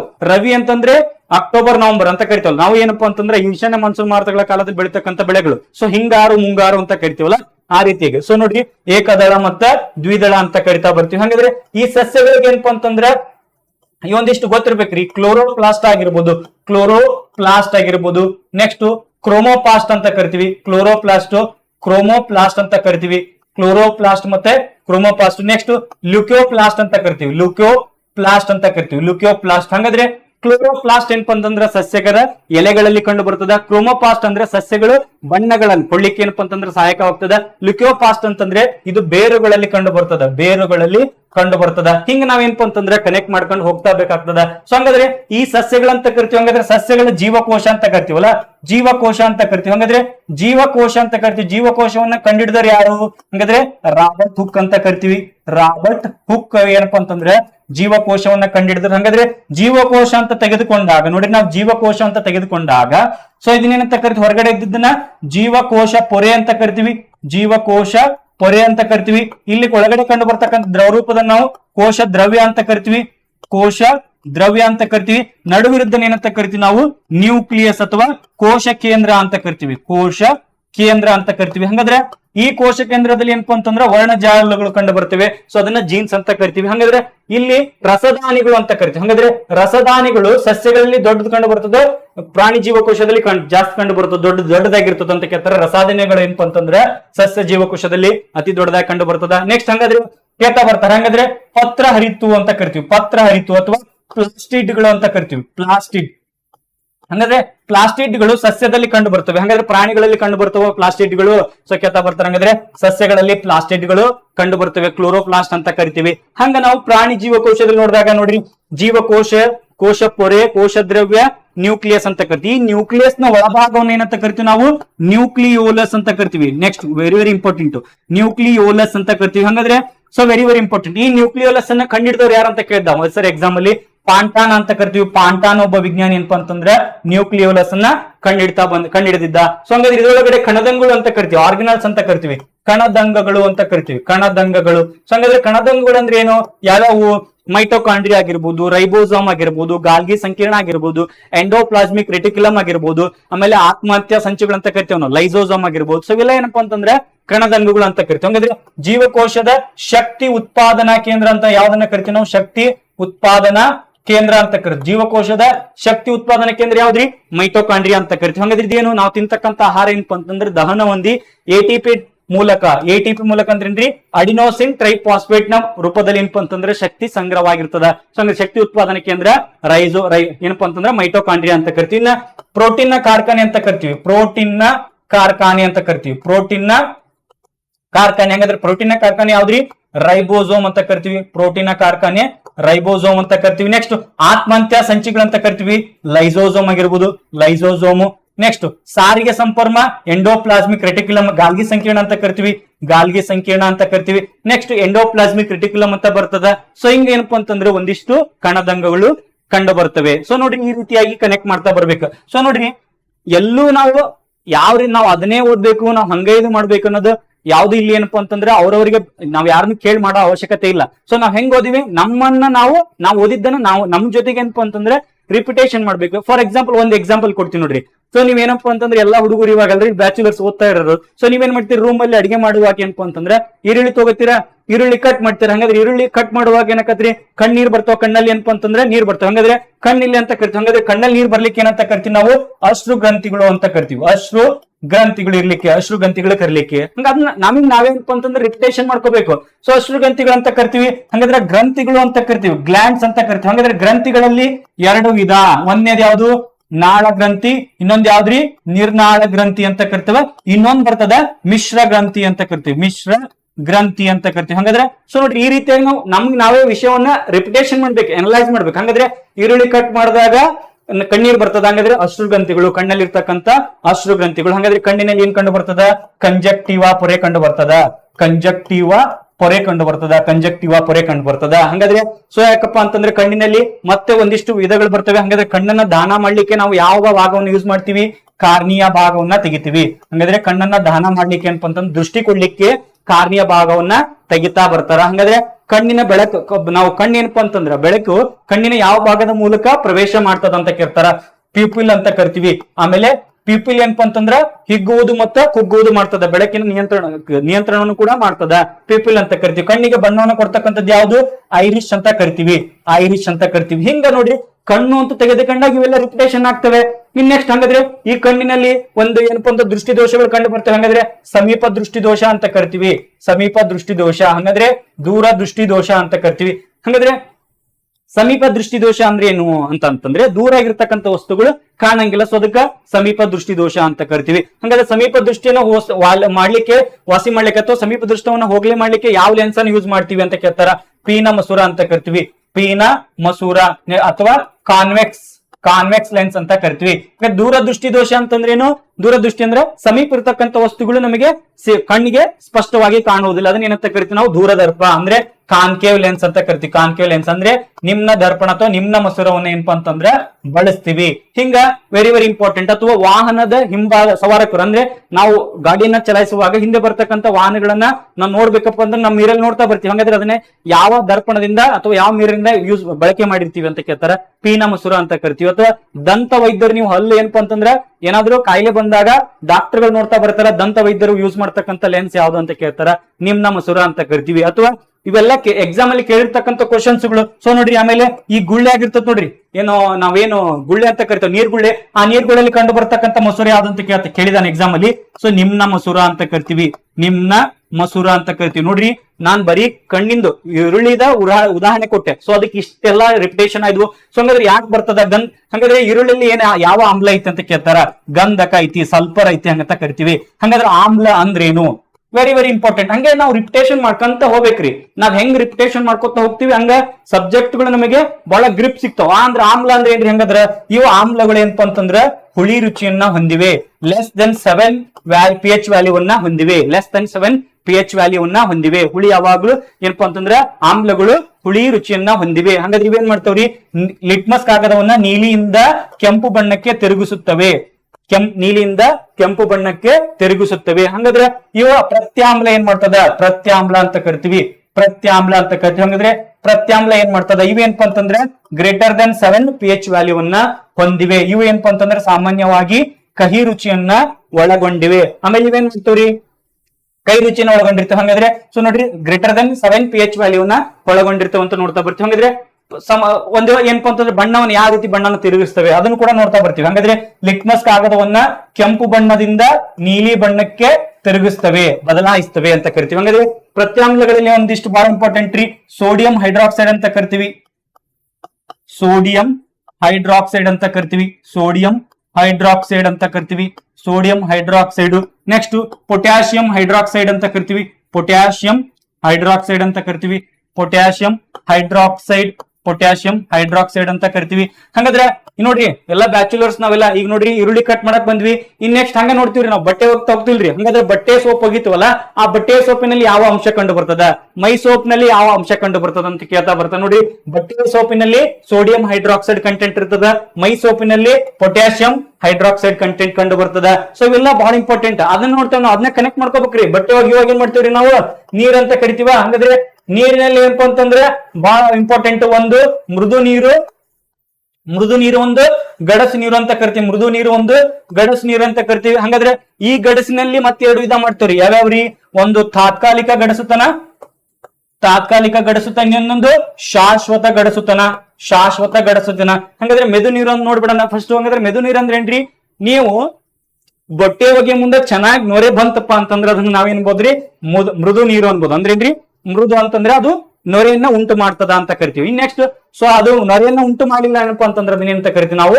ಗಡಸು ನೀರು ಅಂತ ಕರಿತೀವಿ. ಹಂಗಾದ್ರೆ ತಾತ್ಕಾಲಿಕ ನೀರಿನಲ್ಲಿ, ತಾತ್ಕಾಲಿಕ ಗಡಸು ನೀರಿನಲ್ಲಿ ಕಂಡು ಬರ್ಲಿಕ್ಕೆ ಯಾಕೆ ಹಂಗ್ ಕಂಡು ಬರ್ತದೆ? ತಾತ್ಕಾಲಿಕ ಗಡಸು ನೀರಿನಲ್ಲಿ ಕ್ಯಾಲ್ಸಿಯಂ ಬೈಕಾರ್ಬೋನೇಟ್ ಆಗಿರ್ಬೋದು, ಮೆಗ್ನೀಷಿಯಂ ಬೈಕಾರ್ಬೋನೇಟ್, ಆ ಕಂಟೆಂಟ್ಗಳು ತಾತ್ಕಾಲಿಕ ಗಡಸು ನೀರಲ್ಲಿ ಕಂಡು ಬರ್ತದೆ. ನೆಕ್ಸ್ಟ್ ಶಾಶ್ವತದಲ್ಲಿ calcium sulphate, calcium chloride, magnesium sulphite, magnesium ಕ್ಲೋರೈಡ್ಗಳು ಏನಪ್ಪಾ ಅಂತಂದ್ರೆ ಶಾಶ್ವತ ನೀರಿನಲ್ಲಿ ಕಂಡು ಬರ್ತದ. ಸೊ ನೋಡ್ರಿ ನಾವು ಆಮ್ಲ ಮತ್ತೆ ಪ್ರತ್ಯಾಮ್ಲ ಅಂದ್ವಿ. ನೋಡ್ರಿ ಆಮ್ಲ ಮತ್ತೆ ಪ್ರತ್ಯಾಮ್ಲ ಅಂತ ನೋಡಿದಾಗ ಸೊ ನೋಡ್ರಿ ಎಕ್ಸಾಕ್ಟ್ 7 ಇತ್ತಪ್ಪ ಅಂತಂದ್ರೆ ಅಂತ ಕರಿತೀವಿ ನಾವು ನ್ಯೂಟ್ರಲ್ ಅಂತ ಕರಿತೀವಿ. ಹಂಗಂದ್ರೆ ಶುದ್ಧ ನೀರು ಅಂತ ಕರಿತೀವಿ. ಶುದ್ಧ ನೀರಿನ ಪಿ ಎಚ್ ವ್ಯಾಲ್ಯೂ ಎಷ್ಟ್ರಿ 7, ಹಂಗಾದ್ರೆ 0 to 14 ಅಂತ ಕರಿತೀವಿ. ನೋಡ್ರಿ ಇದರ ಮೌಲ್ಯ 15 ಅಣುಗಳನ್ನ ಒಳಗೊಂಡಿತ್ತು. ಹಂಗಾದ್ರೆ ಇದನ್ನೇನಂತ ಕರಿತೀವಿ ಲೆಸ್ ದೆನ್ 7 ಇತ್ತಪ್ಪ ಅಂತಂದ್ರೆ ಆಮ್ಲ, ಗ್ರೇಟರ್ ದೆನ್ 7 ಇತ್ತಪ್ಪ ಅಂತಂದ್ರೆ ಪ್ರತ್ಯಾಮ್ಲ ಅಂತ ಕರಿತೀವಿ. ಗ್ರೇಟರ್ ದೆನ್ 7 ಇತ್ತಪ್ಪ ಅಂತಂದ್ರೆ ಪ್ರತ್ಯಾಮ್ಲ ಅಂತ ಕರಿತೀವಿ. ಹಾಗಾದ್ರೆ ಆಮ್ಲ ಅಂತ ಕರಿದ್ವಿ. ನೋಡ್ರಿ ಆಮ್ಲ ಅಂತ ಕರೆದಾಗ ಸೊ ಬಹಳ ಇಂಪಾರ್ಟೆಂಟ್ ಲ್ಯಾಕ್ಟಿಕ್ ಆಮ್ಲ ಅಂತ ಕರಿತೀವಿ. ಲ್ಯಾಕ್ಟಿಕ್ ಆಮ್ಲ ಅಂದ್ರೆ ಏನು, ಲ್ಯಾಕ್ಟಿಕ್ ಆಮ್ಲ ಎಲ್ಲಿ ಕಂಡು ಬರ್ತದೆ? ನೆಕ್ಸ್ಟ್ ಹಾಗಾದ್ರೆ ಟಾರ್ಟಾರಿಕ್ ಆಮ್ಲ ಅಂತ ಕರಿತೀವಿ. ಟಾರ್ಟಾರಿಕ್ ಆಮ್ಲ, ಹುಣಸೆ ಹಣ್ಣು ಅಂತ ಕರಿತೀವಿ. ನೆಕ್ಸ್ಟ್ ಸೇಬಿನಲ್ಲಿ ಕಂಡು ಬರ್ತಕ್ಕಂಥದ್ದು ಮಾಲಿಕ್ ಅಂತ ಕರಿತಾ ಬರ್ತೀವಿ, ಮಾಲಿಕ್ ಆಮ್ಲ ಅಂತ ಕರಿತೀವಿ. ನೆಕ್ಸ್ಟ್ ನಾವು ಕಿತ್ತಳೆ ಅಂತ ಕರಿತೀವಿ, ಕಿತ್ತಳೆ ಆಗಿರ್ಬೋದು. ಸೊ ಸಿಟ್ರಿಕ್ ಆಮ್ಲ ಅಂತ ಕರಿತೀವಿ, ಕಿತ್ತಳೆ ಸಿಟ್ರಿಕ್ ಆಮ್ಲ ಅಂತ ಕರಿತೀವಿ. ನೆಕ್ಸ್ಟ್ ನಮ್ಮ ಈರುಳ್ಳಿ ತಗೊಂಡ್ಕೊಂಡಾಗ ಈರುಳ್ಳಿ ಅಂತ ಕರಿತೀವಿ, ಗಂಧಕ ಅಂತ ಕರಿತೀವಿ, ಈರುಳ್ಳಿ ಗಂಧಕ ಅಂತ ಕರಿತೀವಿ. ನೆಕ್ಸ್ಟ್ ಬೆಣ್ಣೆ ಅಂತ ಕರಿತೀವಿ, ಬಿಟಾರಿಕ್ ಆಮ್ಲ ಅಂತ ಕರಿತೀವಿ. ಬೆಣ್ಣೆ ಬಿಟಾರಿಕ್ ಆಮ್ಲ ಆಗಿರ್ಬೋದು, ಬೆಣ್ಣೆ ಬಿಟಾರಿಕ್ ಆಮ್ಲ ಆಗಿರ್ಬೋದು. ಸೊ ನೋಡ್ರಿ ಹಿಂಗೆಲ್ಲ ಏನಪ್ಪಾ ಅಂತಂದ್ರ ವಿಧಗಳು ಕಂಡು ಬರ್ತವೆ. ಗೋಧಿ ಗ್ಲುಟಾಮಿಕ್ ಆಮ್ಲ. ಸೊ ಹಿಂಗ ಆಮ್ಲಗಳ ಇನ್ನೇನಪ್ಪಾ ಅಂತಂದ್ರ ಕೇಳ್ತಾ ಬರ್ತಾನೆ ಎಕ್ಸಾಮ್ ಮೇಲೆ. ಇದ್ರ ಮೇಲೆ ಏನಪ್ಪಾ ಅಂತಂದ್ರೆ ಒಂದು ಕ್ವಶನ್ ಖಂಡಿತವಾಗಿ ಬಂದೇ ಬರ್ತದ. ಹಂಗ ನೋಡ್ರಿ ನಾವ್ ಹಂಗೆ ಈ ನೀರನ್ನು ನೋಡಿದಾಗ ಸೊ ನೀರ್ ನೋಡಿದಾಗ ಏನಪ್ಪಾ ಅಂತಂದ್ರ ಬಟ್ಟೆ ಒಣಗ್ತಿರಿ, ಬಟ್ಟೆ ಆದ್ಮೇಲೆ ಒಣಗ್ಬೇಕು ನಾವ್ ಏನ್ ಬೇಕಾಗ್ತಿರಿ? ಹಂಗಾದ್ರೆ ಒಣ ಬಟ್ಟೆ ಆರ್ಬೇಕಪ್ಪ ಅಂತಂದ್ರೆ ಬಿಸಿಲು ಬೇಕು. ಹಂಗಾದ್ರೆ ಬಿಸಿಲು ಅಂತ ಕೇಳಿದಾಗ ಸೊ ನೋಡ್ರಿ ಸೂರ್ಯನ ಕಿರಣಗಳು ಅಂತ ಕರಿತಿತ್ತು, ಸೂರ್ಯ ಅಂತ ಕರಿತೀವಿ. ಹಂಗಾದ್ರೆ ಸೂರ್ಯನ ನಾವ್ ಇದನ್ನೇನೋ ಜಿಯೋಗ್ರಫಿ ಕನೆಕ್ಟ್ ಮಾಡ್ಕೋಬಹುದು, ಸೈನ್ಸ್ ಗೆ ಕನೆಕ್ಟ್ ಮಾಡ್ಕೋಬಹುದು. ಸೂರ್ಯ ಅಂತಂದ್ರೆ ಏನ್ರಿ? ಸೂರ್ಯ ಒಂದ ನಕ್ಷತ್ರ ಅಂತ ಕರಿತೀವಿ, ಸೂರ್ಯ ಒಂದ ನಕ್ಷತ್ರ. ನಾವ್ ಇದನ್ನ ಜಿಯೋಗ್ರಫಿ ಕನೆಕ್ಟ್ ಮಾಡ್ಕೊಂಡಾಗ ಸೂರ್ಯ ಒಂದು ನಕ್ಷತ್ರ ಅಂತ ಕರಿತೀವಿ. ಹಂಗಾದ್ರೆ ನಕ್ಷತ್ರ ಅಂತ ಹೋಗಕ್ಕಿಂತ ಮುಂಚೆ ವಿಶ್ವ ಅಥವಾ ಬ್ರಹ್ಮಾಂಡ ಅಂತ ಕರಿತೀವಿ. ಹಂಗಂದ್ರೆ ಬ್ರಹ್ಮಾಂಡ ಹೆಂಗ್ ಸೃಷ್ಟಿ ಆಯ್ತು, ವಿಶ್ವ ಅನ್ನೋದು ಹೆಂಗ್ ಸೃಷ್ಟಿ ಆಯ್ತು ಅಂತ ಕರಿತೀವಿ. ನಾವ್ ಇದನ್ನ ಎಲ್ಲಿ ಓದ್ತಾ ಬರ್ತೀವ್ರಿ? The theories of the origin theories of earth ಅಂತ ಕಾಂಟಿನೆಂಟ್ ಅಂತ ಕರಿತೀವಿ. The origin theories of continents ಅಂತ ಕರಿತೀವಿ. ಭೂಖಂಡ ಉಗಮಗಳ ಸಿದ್ಧಾಂತ ಅಂದ್ರೆ ನಾವು ಪ್ರಮುಖವಾಗಿ 7 ಖಂಡಗಳನ್ನ ನೋಡ್ತಾ ಬರ್ತೀವಲ್ಲ. ಏಷ್ಯಾ ಆಗಿರ್ಬೋದು, ಏಷ್ಯಾ ಆಫ್ರಿಕಾ, ಉತ್ತರ ಅಮೇರಿಕಾ, ನೆಕ್ಸ್ಟ್ ದಕ್ಷಿಣ America, next 5 Antarctica, next 6 Europe, next 7 Australia ಅಂತ ಕರಿತೀವಿ. ಸೊ ನೋಡ್ರಿ ಇವೆಲ್ಲ ಏಷ್ಯಾ, ಆಫ್ರಿಕಾ, ಉತ್ತರ ಅಮೆರಿಕಾ, ದಕ್ಷಿಣ ಅಮೆರಿಕಾ, ಅಂಟಾರ್ಟಿಕಾ, ಯುರೋಪ್, ಆಸ್ಟ್ರೇಲಿಯಾ ಅಂತ ಕರಿತೀವಿ. ಹಂಗಾದ್ರೆ ಈ ಖಂಡಗಳು ಹೆಂಗ್ ಉಗಮ ಆಯ್ತು? ಸೊ ಅದಕ್ಕೆ ನೋಡ್ತಾ ಬರ್ತಿದ್ದ ಒರಿಜಿನ್ ಥೇರೀಸ್ ಆಫ್ ಕಾಂಟಿನೆಂಟ್ ಅಂತ ಕರಿತೀವಿ. ಅದ್ರೊಳಗಡೆ ಒಂದೇದು ಯಾವ್ದ್ರಿ? ಭೂಖಂಡ. ಏನಪ್ಪಾ ಅಂತಂದ್ರೆ ಭೂಖಂಡ ಉಗಮ ಸಿದ್ಧಾಂತ ನೋಡಿದಾಗ ಸೊ ನೋಡ್ರಿ ನಾವ್ ನೋಡ್ತಾ ಬರ್ತೀವಿ ಯಾವ್ದ್ರಿ? ನಾವು ಈ ತರ ಭೂಮಿ ಇತ್ತು, ಸೊ ಎಂತ ಕರಿತೀವಿ ನಾವು? ದುಂಡಾಗಿತ್ತು. ಸೊ ಇದನ್ನೇನಂತ ಕರಿತೀವಿ? ಇದ್ರೊಳಗಡೆ ಪ್ಯಾಂಥಲಸ್ ಅನ್ನೋದು. ನೋಡ್ರಿ ಪ್ಯಾಂಥಲಸ್ ಇಲ್ಲಿ ಏನಪ್ಪಾ ಅಂತಂದ್ರೆ ಪ್ಯಾಂಜಿಯಾ ಅನ್ನೋ ಒಂದು ಭೂಖಂಡ ಇತ್ತು, ಪ್ಯಾಂಜಿಯಾ ಅನ್ನೋ ಒಂದು ಭೂ ಪ್ರದೇಶ ಇತ್ತು. ಸೊ ಅದ್ರೊಳಗಡೆ ಅದ್ರ ಸುತ್ತಲೂ ಏನಪ್ಪಾ ಅಂತಂದ್ರೆ ಪ್ಯಾಂಥಲಸ್ ಅನ್ನೋ ಒಂದು ಸಮುದ್ರ ಇತ್ತು. ಪ್ಯಾಂಥಲಸ್ ಅನ್ನೋ ಒಂದು ಸಮುದ್ರ ಬಂತು. ಸೊ ಇದ್ರೊಳಗಡೆ ಪ್ಯಾಂಥಲಸ್ ಅನ್ನೋ ಒಂದು ನೀರಿನಿಂದ ಕೂಡಿತ್ತು. ಸೊ ಇದೇನು ಪ್ಯಾಂಜಿಯಾದೊಳಗಡೆ ಒಂದಿಷ್ಟು ನೀರ್ ಬಂತು. ಸೊ ನೀರು ಉಗಮ ಆದಾಗ ಸಮುದ್ರ ಬಂತು. ಇದೇನಾಗತ್ರಿ? ಇದೆಲ್ಲ ಈ ರೀತಿಯಾಗಿ ಒಡೆದು ಸೊ ಏನಪ್ಪಾ ಅಂತಂದ್ರೆ ಬೇರ್ಪಡ್ತಾ ಬರ್ತದ. ಸೊ ಇದನ್ನೇನಂತ ಕರಿತೀವಿ ನಾವು? ತೆತೀಸ್ ಸಮುದ್ರ ಅಂತ ಕರಿತೀವಿ. ತೆತೀಸ್ ಸಮುದ್ರದಿಂದ ಏನಪ್ಪಾ ಅಂತಂದ್ರೆ ಇವೆಲ್ಲಾ ಖಂಡಗಳು ಏನಪ್ಪಾ ಅಂತಂದ್ರೆ ಬಿಡಿ ಆಗ್ತಾ ಬಂದು. ಸೊ ಅದ ಈ ಬಿಡಿ ಆಗಿದ್ದನ್ನ ಉತ್ತರಕ್ಕೆ ಹೋಗಿದ್ದನ್ನ ಏನಂತ ಕರಿತೀವಿ ನಾವು? ಲಾರೇಷಿಯಾ ಅಂತ ಕರಿತೀವಿ. ಉತ್ತರಕ್ಕೆ ಹೋಗಿದ್ದನ್ನ ಲಾರೇಷಿಯಾ, ದಕ್ಷಿಣಕ್ಕೆ ಬಂದಿದ್ದನ್ನ ನಾವು ಗೊಂಡ್ವಾನ್ ಅಂತ ಕರಿತೀವಿ. ದಕ್ಷಿಣಕ್ಕೆ ಬಂದಿದ್ದನ್ನ ಗೊಂಡ್ವಾನ್ ಅಂತ ಕರಿತೀವಿ. ಹಂಗಾದ್ರೆ ಈ ಲಾರೇಷಿಯಾ ಐತಲ್ಲ, ಈ ಲಾರೇಷಿಯಾದ ಇತ್ತಾಗ ಪೂರ್ವ ಭಾಗ ಸೊ ಇವಿ ನಮ್ಮ ಈ ಉತ್ತರ ಅಮೆರಿಕ ಆಗಿರ್ಬೋದು, ದಕ್ಷಿಣ ಅಮೆರಿಕ, ಮಧ್ಯ ಭಾಗವನ್ನ ಆಫ್ರಿಕಾ ಅಂತ ಕರಿತೀವಿ.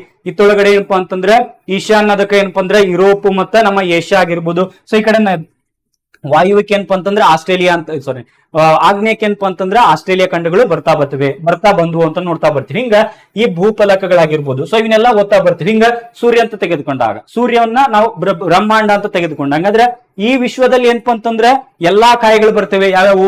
ಗ್ಯಾಲಾಕ್ಸಿಗಳಾಗಿರ್ಬೋದು, ನಕ್ಷತ್ರ ಆಗಿರ್ಬೋದು. ಗ್ಯಾಲಾಕ್ಸಿ ಅಂದ್ರೆ ನಕ್ಷತ್ರ ಪುಂಜ ಅಂತ ಕರಿತೀವಿ, ಅಥವಾ ನೆಕ್ಸ್ಟ್ ಸ್ಟಾರ್ ಅಂತ ಕರಿತೀವಿ. ನಕ್ಷತ್ರಗಳಾಗಿರ್ಬೋದು, ಇಡೀ ನಮ್ಮ ಸೌರ ಮಂಡಲ ಆಗಿರ್ಬೋದು. ಹಾಗಾದ್ರೆ ಸೂರ್ಯ ಒಂದು ನಕ್ಷತ್ರ ಅಂತ ಕರಿತೀವಿ. ಹಾಗಾದ್ರೆ ಈ ಸೂರ್ಯನ ನಾವ್ ಹೆಂಗ್ ಕನೆಕ್ಟ್ ಮಾಡ್ಕೋಬೇಕು ನೋಡ್ರಿ. ಹಂಗೆ ಕನೆಕ್ಟ್ ಮಾಡ್ಕೊಂತ ಬಂದಾಗ ಸೊ ನೋಡ್ರಿ ಸೂರ್ಯ ಒಂದು ನಕ್ಷತ್ರ ಅಂತ ಕರಿತೀವಿ. ಹಂಗಾದ್ರೆ ಈ ನಕ್ಷತ್ರ ಅತಿ ದೊಡ್ಡ ನಾವಿರ್ತಕ್ಕಂಥ ನಕ್ಷತ್ರ ಪುಂಜ ಯಾವ್ದಂತ ಕೇಳ್ತಾ ಬರ್ತಾನೆ. ಹಂಗಾದ್ರೆ ನಾವಿರ್ತಕ್ಕಂಥ ಗೆಲಾಕ್ಸಿ ಯಾವ್ದ್ರಿ? ಹಾಲು ಹಾದಿ ಅಂತ ಕರಿತೀವಿ. ಹಾಲು ಹಾದಿ ಅಥವಾ ಆಕಾಶ ಗಂಗೆ ಅಂತ ಕರಿತೀವಿ. ಆಕಾಶ ಗಂಗೆ ಅಥವಾ ಮಿಲ್ಕಿ ವೇ ಅಂತ ಕರಿತೀವಿ. ಮಿಲ್ಕಿ ವೇ ಅಂತ ಕರಿತೀವಿ. ಹಾಲು ಹಾದಿ, ಆಕಾಶ ಗಂಗೆ, ಮಿಲ್ಕಿ ವೇ ನಾವಿರ್ತಕ್ಕಂಥ ಗೆಲಾಕ್ಸಿ. ಹಂಗಾದ್ರೆ ಇದು ಯಾವ ರೀತಿಯಾಗೈತೆ? ಸುರಳಿ ಆಕಾರದಲ್ಲಿ ಐತೆ. ಸುರಳಿ ಆಕಾರದಲ್ಲಿ ಐತೆ. ನೋಡ್ರಿ ಹೋಸರೆ ಕ್ವಶನ್ ಪೇಪರ್ ತೆಗಿರಿ, ಈ ಕ್ವಶನ್ ಬಂದತ್ತ. ಗೆಲಾಕ್ಸಿ ನಾವಿರ್ತಕ್ಕಂಥ ಗೆಲಾಕ್ಸಿ ಯಾವ ರೀತಿಯಲ್ಲಿ ಐತೆ? ಸುರುಳಿ ಆಕಾರದಲ್ಲಿ ಐತೆ. ಸೊ ಹಂಗಾದ್ರೆ ಗೆಲಾಕ್ಸಿಗಳು ಯಾವ ರೀತಿ ಆಕಾರದಲ್ಲಿ ಕಂಡು ಬರ್ತದೆ? ಸೊ ಅನಿಯಮಿತ ಆಕಾರ, ಸುರುಳಿ ಆಕಾರ, ಅಂಡಾಕಾರ, ದೀರ್ಘ ವೃತ್ತಾಕಾರದಲ್ಲಿ ಕಂಡು ಬರ್ತವೆ. ಹಂಗಾದ್ರೆ ನಾವಿರ್ತಕ್ಕಂಥದ್ದು ಸುರುಳಿ ಆಕಾರದಲ್ಲಿ ಕಂಡು ಬರ್ತದೆ. ಹಂಗಾದ್ರೆ ನೋಡ್ರಿ ಹಂಗಾದ್ರೆ ಗೆಲಾಕ್ಸಿ ಅಂತ ನೋಡ್ತೀವಿ. ಹಂಗಾದ್ರೆ ಈ ಇತರ ಗೆಲಾಕ್ಸಿಗಳು ಯಾವ್ಯಾವು? ಅಂಡ್ರೋಮಿಡಾ ಅಂತ ಕರಿತೀವಿ. ಅಂಡ್ರೋಮಿಡಾ ಗೆಲಾಕ್ಸಿ ಆಗಿರ್ಬೋದು, ಅಂಡ್ರೋಮಿಡಾ ಅಂತ ಕರಿತೀವಿ. ಸೊ ಹಿಂಗ ಒಂದೊಂದು ಗೆಲಾಕ್ಸಿಗಳು ಏನಪ್ಪಾ ಅಂತಂದ್ರೆ ಕಾಣ್ತಾ ಬರ್ತವೆ ಅಂತ ನೋಡ್ತಾ ಬರ್ತೀವಿ. ಹಂಗಾದ್ರೆ ಇನ್ ನೆಕ್ಸ್ಟ್ ನಾವು ನೋಡ್ತೀವಿ ನಕ್ಷತ್ರ ಅಂತ ನೋಡ್ತಾ ಬರ್ತೀವಿ. ಹಂಗಾದ್ರೆ ನಕ್ಷತ್ರ ಅಂದಾಗ ಸೂರ್ಯ ಒಂದ ನಕ್ಷತ್ರ ಅಂತ ಅನ್ಬೋದು. ಹಂಗಾದ್ರೆ ಸೂರ್ಯನಲ್ಲಿ ಅತಿ ಶಾಖ ಅಂದ್ರೆ ಸೂರ್ಯನಲ್ಲಿ ಶಕ್ತಿ ಹೆಂಗ್ ಉಂಟಾಗ್ತೈತಿ ಅಂತ ಕೇಳ್ತಾರ.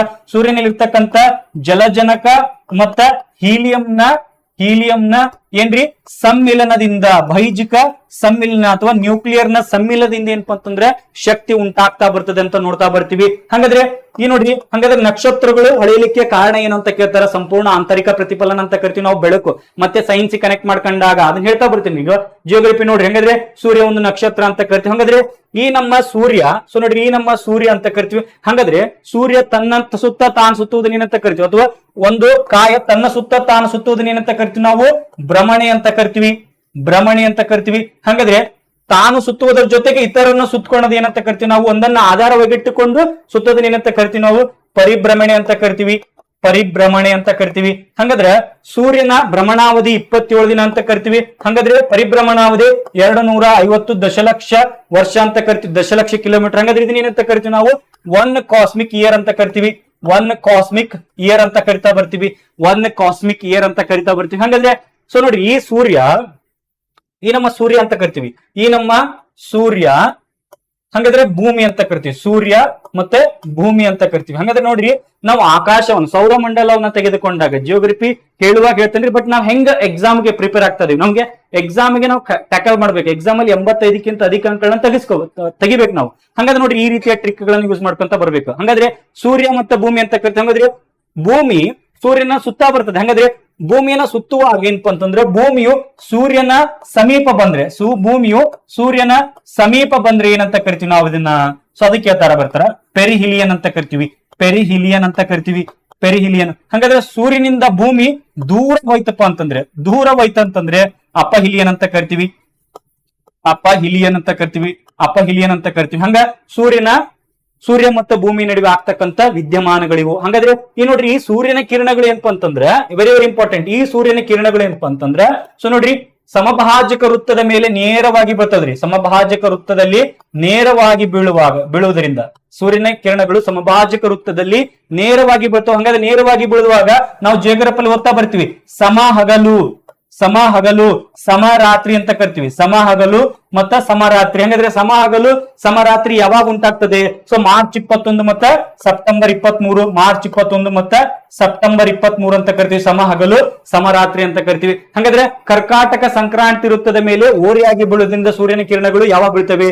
ಜೂನ್ 21 ಕರಿತೀವಿ. ಜೂನ್ 21 ಅಂತ ಕರಿತೀವಿ. ಹಂಗಾದ್ರೆ ಅಲ್ಲಿ ಉತ್ತರಾರ್ಧದಲ್ಲಿ ದೀರ್ಘ ಹಗಲಿರ್ತದೆ, ದಕ್ಷಿಣಾರ್ಧದಲ್ಲಿ ಸಣ್ಣ ರಾತ್ರಿಗಳು ಕಂಡು ಬರ್ತವೆ. ಹಂಗಾದ್ರೆ ಮಕರ ಸಂಕ್ರಾಂತಿ ವೃತ್ತದ ಮೇಲೆ ಸೂರ್ಯನ ಕಿರಣಗಳು ಬಿದ್ದಾಗ ಏನಕತಿಪ್ಪ ಅಂತಂದ್ರೆ ಇಲ್ಲಿ ಸೊ ಮಕರಾಯಣ ಅಂತ ಕರಿತಾ ಬರ್ತೀವಿ. ಡಿಸೆಂಬರ್ 22 ಅಂತ ಕರಿತೀವಿ. ಹಂಗಾದ್ರೆ ಇಲ್ಲಿ ದೀರ್ಘ ಹಗಲು, ಅಲ್ಲಿ ಸಣ್ಣ ರಾತ್ರಿಗಳು ಕಂಡು ಬರ್ತವೆ ಅನ್ನೋದನ್ನ ನಾವು ನೋಡ್ತಾ ಬರ್ತೀವಿ. ಹಂಗ ಸೊ ನೋಡ್ರಿ ಈ ರೀತಿಯಾಗಿ ನಾವು ಏನಪ್ಪಾ ಅಂತಂದ್ರೆ ಕನೆಕ್ಟ್ ಮಾಡ್ಕೊಂತ ಹೋದಾಗ ಹಿಂಗ ನಾವು ಜಿಯೋಗ್ರಫಿ ಕನೆಕ್ಟ್ ಮಾಡ್ಕೊಂತ ಹೋದಾಗ ಸೂರ್ಯನ ಹಂಗಾದ್ರೆ ಸೂರ್ಯನ ಅತ್ಯಂತ ಹೊರಭಾಗವನ್ನು ಅಂತ ಕರಿತೀವಿ. ನಾವು ಸೂರ್ಯನನ್ನು ತೆಗೆದುಕೊಂಡಾಗ ಸೂರ್ಯನಲ್ಲಿ 6 ಲೇಯರ್ಸ್ ಗಳನ್ನ ನೋಡ್ತಾ ಬರ್ತೀವಿ. 6 ಪದರಗಳನ್ನ ನೋಡ್ತಾ ಬರ್ತೀವಿ. ಹಂಗಾದ್ರೆ ಸೂರ್ಯನ ಅತ್ಯಂತ ಹೊರಗಿನ ಉಷ್ಣಾಂಶ ಏನಪ್ಪಾ ಅಂತಂದ್ರ 6000 ಕೆಲ್ವಿನ್ ಐತಿ. ಸೊ ಇದ್ರ ಒಳಗಡೆ ಏನಪ್ಪಾ ಅಂತ ಇನ್ ಟರ್ಮ್ಸ್ ಆಫ್ ದಶಲಕ್ಷ ಕೆಲ್ವಿನ್ ಒಳಗಡೆ ಕಂಡು ಬರ್ತದೆ ಉಷ್ಣಾಂಶ.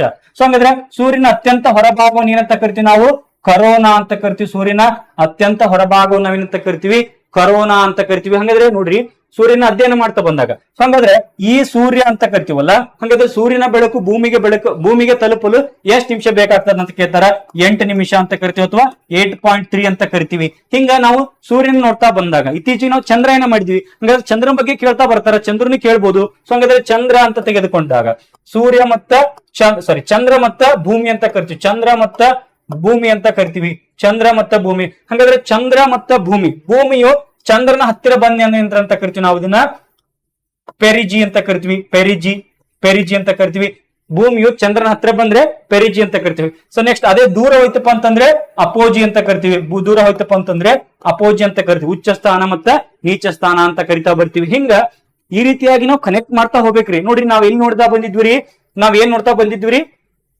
ಸೊ ನೋಡ್ರಿ ಸೂರ್ಯ ಮತ್ತೆ ನಾವು ಇದನ್ನ ಜಿಯೋಗ್ರಫಿ ಕನೆಕ್ಟ್ ಮಾಡ್ಕೊಂತ ಬಂದ್ವಿ. ಹಾಗಾದ್ರೆ ಇನ್ ನಾವು ಸೈನ್ಸ್ ಹೆಂಗ್ ಕನೆಕ್ಟ್ ಮಾಡ್ಕೊಂತ ಬರ್ಬೇಕು? ಸೊ ಹಂಗಾದ್ರೆ ನೋಡ್ರಿ ಅದನ್ನೇ ನೋಡ್ತಾ ಬಂದಿವಿ ನಾವು. ಸೊ ಹಂಗಾದ್ರೆ ಸೈನ್ಸ್ ಯಾವ ರೀತಿ ಕನೆಕ್ಟ್ ಮಾಡ್ಕೊಂತ ಬರ್ಬೇಕಂತಂದ್ರೆ, ಸೊ ಸೂರ್ಯ ಅಂದ್ರೆ ಉಷ್ಣ ಅಂತ ಕರಿತೀವಿ. ಹಾಗಾದ್ರೆ ಉಷ್ಣ ನೋಡ್ರಿ, ಉಷ್ಣದಲ್ಲಿ ನಾವು 3 ರೀತಿಯಾಗಿ ನೋಡ್ತಾ ಬರ್ತೀವಿ. ಸಂವಹನ ಅಂತ ಕರಿತೀವಿ. ಸಂವಹನ, ವಹನ, ವಿಕಿರಣ ಅಂತ ಕರಿತೀವಿ. ಈ 3 ರೀತಿಯಾಗಿ ಅಧ್ಯಯನ ಮಾಡ್ತಾ ಬರ್ತೀವಿ. ಹಾಗಾದ್ರೆ ನೋಡ್ರಿ ವಹನ ಅಂತ ಕರಿತೀವಿ. ನೋಡ್ರಿ ಸಂವಹನ, ಕಂಡಕ್ಷನ್, ಕನ್ವೆಕ್ಷನ್, ರೇಡಿಯೇಷನ್ ಅಂತ ಕರಿತೀವಿ. ನೋಡ್ರಿ ನೀವು ಒಂದು ಪಾತ್ರೆಯನ್ನ ತೆಗೆದುಕೊಂಡಾಗ ಈ ರೀತಿಯಾಗಿ ನೋಡ್ತಾ ಬರ್ತೀರಿ, ಹೌದಾ? ಸೊ ಹಾಗಾದ್ರೆ ಇಲ್ಲಿ ನೋಡ್ತಾ ಬಂದಾಗ, ಸೊ ನೋಡ್ರಿ ಇಲ್ಲಿ ನಾವು ಉಷ್ಣಾಂಶವನ್ನ ಕೊಟ್ಟಾಗ, ಸೊ ಇದ್ರೊಳಗಡೆ ಏನಪ್ಪಾ ಅಂತಂದ್ರ ಗಟ್ಟಿಯಾಗಿ ಘನ ರೂಪದಲ್ಲಿ ಇರ್ತತ್ರಿ. ಘನ ರೂಪದಲ್ಲಿ ಇರ್ತಕ್ಕಂಥ ವಸ್ತುಗಳು ಏನಕತ್ರಿ, ಕಣಗಳು ಅತ್ಯಂತ ಒತ್ತೊತ್ತಾಗಿ ಕಂಡು ಬರ್ತಾರೆ, ಒತ್ತೊತ್ತಾಗಿರ್ತವೆ. ಇಲ್ಲಿ ಕಣಗಳ ಚಲನೆ ಇಲ್ಲದೆ ಏನಪ್ಪಾ ಅಂತಂದ್ರೆ ಉಷ್ಣಾಂಶ ಮುಂದೋಗ್ತದ. ಕಣಗಳ ಚಲನೆ ಇಲ್ಲದೆ ಉಷ್ಣಾಂಶ ಮುಂದೋಗ್ತದ. ಸೊ ಈ ನೆಕ್ಸ್ಟ್ ಈ ವಹನ ಅಂತ ಕರಿತೀವಿ. ಹಂಗಾದ್ರೆ ಇಲ್ಲಿ ಏನಕ್ಕ ದ್ರವ ರೂಪದಲ್ಲಿ ವಸ್ತುಗಳು ಏನಪ್ಪಾ ಅಂತಂದ್ರೆ ಕಣಗಳು ಏನಪ್ಪಾ ಅಂತಂದ್ರೆ ಬಿಡಿ ಆಗಿರ್ತವ. ಸೊ ಇದನ್ನಕತ್ರಿ ಉಷ್ಣಾಂಶ ಈ ರೀತಿಯಾಗಿ ಚಲನೆ ಆಗ್ತದ. ಸೊ ಇನ್ ವಿಕಿರಣ ಅಂತ ಕರಿತೀವಿ. ಇಲ್ಲಿ ಏನಪ್ಪಾ ಅಂತಂದ್ರೆ ಹೋಗ್ತಕ್ಕಂಥದ್ದು ಏನಂತ ಕರಿತೀವಿ, ನಾವು ವಿಕಿರಣ ಅಂತ ಕರಿತಾ ಬರ್ತೀವಿ. ಹಂಗಾದ್ರ ಸೊ ನೋಡ್ರಿ ನಾವು ಇದನ್ನ ನೋಡ್ತಾ ಬಂದಾಗ, ಸೊ ನೋಡ್ರಿ ಸೊ ನಾವು ಏನಪ್ಪಾ ಅಂತಂದ್ರೆ ಈ ಪ್ಲಾಸ್ಟಿಕ್ ಅಂತ ಕರಿತೀವಲ್ಲ, ಸೊ ಉಷ್ಣಾಂಶ ಮಾಡಿದಾಗ ಪ್ಲಾಸ್ಟಿಕ್ ಅಥವಾ ನಾವೇನಾದ್ರೂ ಪಾತ್ರೆನ ಹಿಡಿದಾಗ ಏನಪ್ಪಾ ಅಂತಂದ್ರೆ ಹಿಡಿಕೆಯನ್ನು ಹಿಡಿತೀವಲ್ಲ, ಆ ಪಾತ್ರೆನ ಹಿಡಿಕೆಯನ್ನ ಯಾವುದರಿಂದ ಮಾಡಲ್ಪಟ್ಟಿದಾರ ಅಂತ ಕೇಳ್ತಾರ. ಬೆಕಲೈಟ್ ಅಂತ ಕರಿತೀವಿ. ಬೆಕಲೈಟ್ ಮೂಲಕ ಮಾಡಲ್ಪಟ್ಟಿದೆ ಅಂತ ಕರಿತಾ ಬರ್ತೀವಿ. ಹಾಗಾದ್ರೆ ಪಾತ್ರೆಗಳಂತ ಕರಿತೀವಿ ನಾವು. ಪಾತ್ರೆಗಳ ಕೆಳಗಡೆ ಒಂದಿಷ್ಟು ಈ ಬ್ಲಾಕ್ ತರ ಕೋಟಿಂಗ್ ಬರ್ತದಲ್ಲ, ಸೊ ಅದು ಯಾವ ಕೋಟಿಂಗ್ ಅಂತ ಕೇಳ್ತಾ ಬರ್ತಾರ. ಟೆಫ್ಲಾನ್ ಅಂತ ಕರಿತೀವಿ ನಾವು. ಟೆಫ್ಲಾನ್ ಅಂತ ಕರಿತೀವಿ. ಹಿಂಗ ಸೊ ನೋಡ್ರಿ ಉಷ್ಣ ಅಂತ ನೋಡಿದ್ವಿ. ಹಾಗಾದ್ರೆ ಉಷ್ಣ ಅಂತಂದ್ರೆ, ಸೊ ನೋಡ್ರಿ ಉಷ್ಣ ಅಂತ ನೋಡಿದ್ರೆ, ಹಂಗಾದ್ರೆ ಉಷ್ಣವನ್ನ ಅರಿತಕ್ಕಂಥ ಮಾನಗಳು ಯಾವ್ರಿ? ಸೆಲ್ಸಿಯಸ್ ಅಂತ ಕರಿತೀವಿ, ಫ್ಯಾರನೀಟ್ ಅಂತ ಕರಿತೀವಿ, ಕೆಲ್ವಿನ್ ಅಂತ ಕರಿತಾ ಬರ್ತೀವಿ. ಹಂಗಾದ್ರೆ ಮಾನವನ ದೇಹದ ಸಾಮಾನ್ಯ ತಾಪಮಾನ 37 ಡಿಗ್ರಿ ಸೆಲ್ಸಿಯಸ್ ಅಂತ ಕರಿತೀವಿ. ಹಂಗಾದ್ರೆ ಸೊ ಇದನ್ನ ಫ್ಯಾರನ್ಹೀಟ್ ಇಂದ ಸೆಲ್ಸಿಯಸ್ ಕನ್ವರ್ಟ್ ಮಾಡೋದು ಹೆಂಗ? ಸೆಲ್ಸಿಯಸ್ ನಿಂದ ಫ್ಯಾರನ್ಹೀಟ್ ಗೆ ಕನ್ವರ್ಟ್ ಮಾಡೋದು ಹೆಂಗ? ನೀರಿನ ಘನೀಕರಿಸುವ ಬಿಂದು 0 ಡಿಗ್ರಿ, ಫ್ಯಾರನ್ಹೀಟ್ ಅಲ್ಲಿ ಎಷ್ಟು, ಸೆಲ್ಸಿಯಸ್ ನ ಎಷ್ಟು, ಕೆಲ್ವಿನ್ ಅಲ್ಲಿ ಎಷ್ಟು ಅಂತ ಕೇಳ್ತಾ ಬರ್ತಾರ. ಸೊ ನೆಕ್ಸ್ಟ್ 5/9 F-32 ಅಂತ ನೋಡ್ತಾ ಬರ್ತೀವಿ.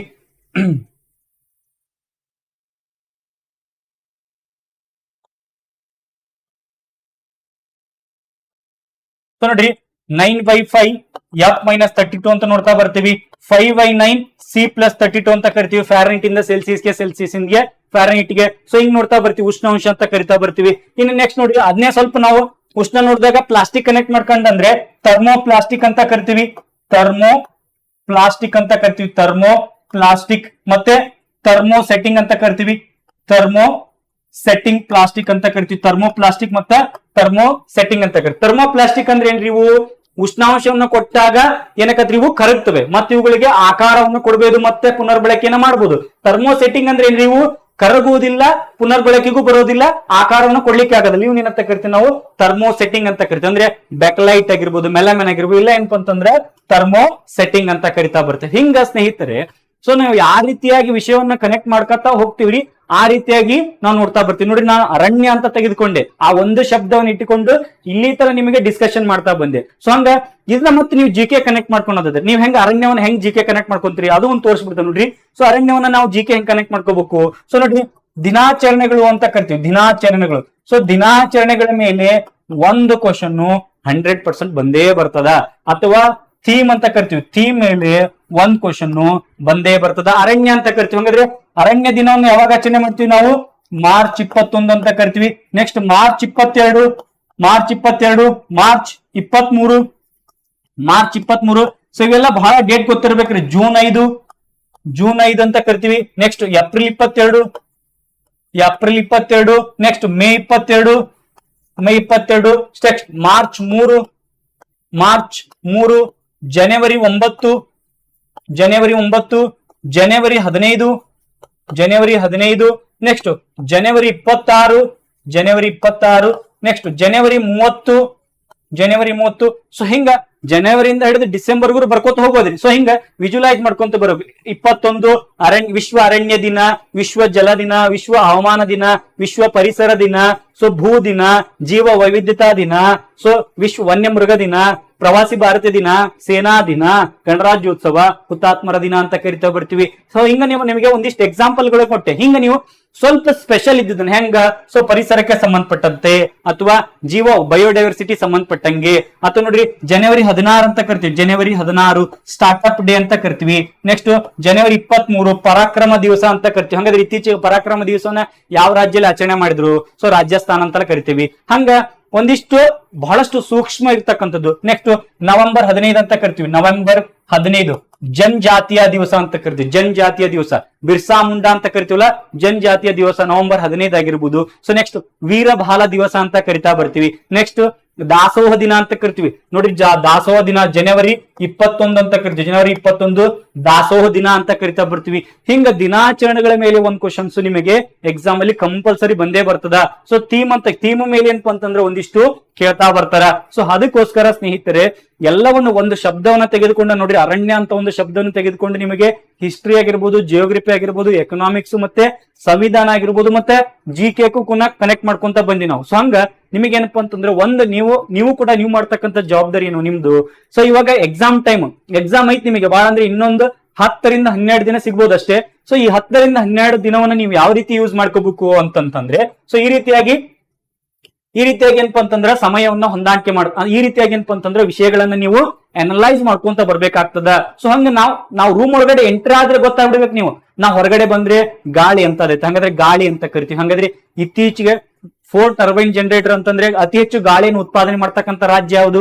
ತಮಿಳುನಾಡು ಅಂತ ಕರಿತೀವಿ. ಹಂಗಾದ್ರೆ ಕರ್ನಾಟಕದಲ್ಲಿ ಗದಗ ಅಂತ ಕರಿತೀವಿ. ಹಾಗಾದ್ರೆ ಗದಗ ಅಂದ್ರೆ ಅಲ್ಲಿ ಕಪತ್ ಗುಡ್ಡ ಐತೆ, ಚಿನ್ನ ಐತೆ ಅಂತಂದು ಅಲ್ಲಿ ದಾಖಲಾಗಿ ಮಾಡ್ತಿದೆ. ಹಾಗಾದ್ರೆ ಗದಗಲ್ಲಿ ಲಕ್ಕುಂಡಿ ದೇವಾಲಯ ಐತೆ. ಸೊ ಭೀಷ್ಮಕೆರೆ ಐತೆ, ಭೀಷ್ಮಕೆರೆಯಲ್ಲಿ ಬಸವಣ್ಣರ ಮೂರ್ತಿ ಐತೆ.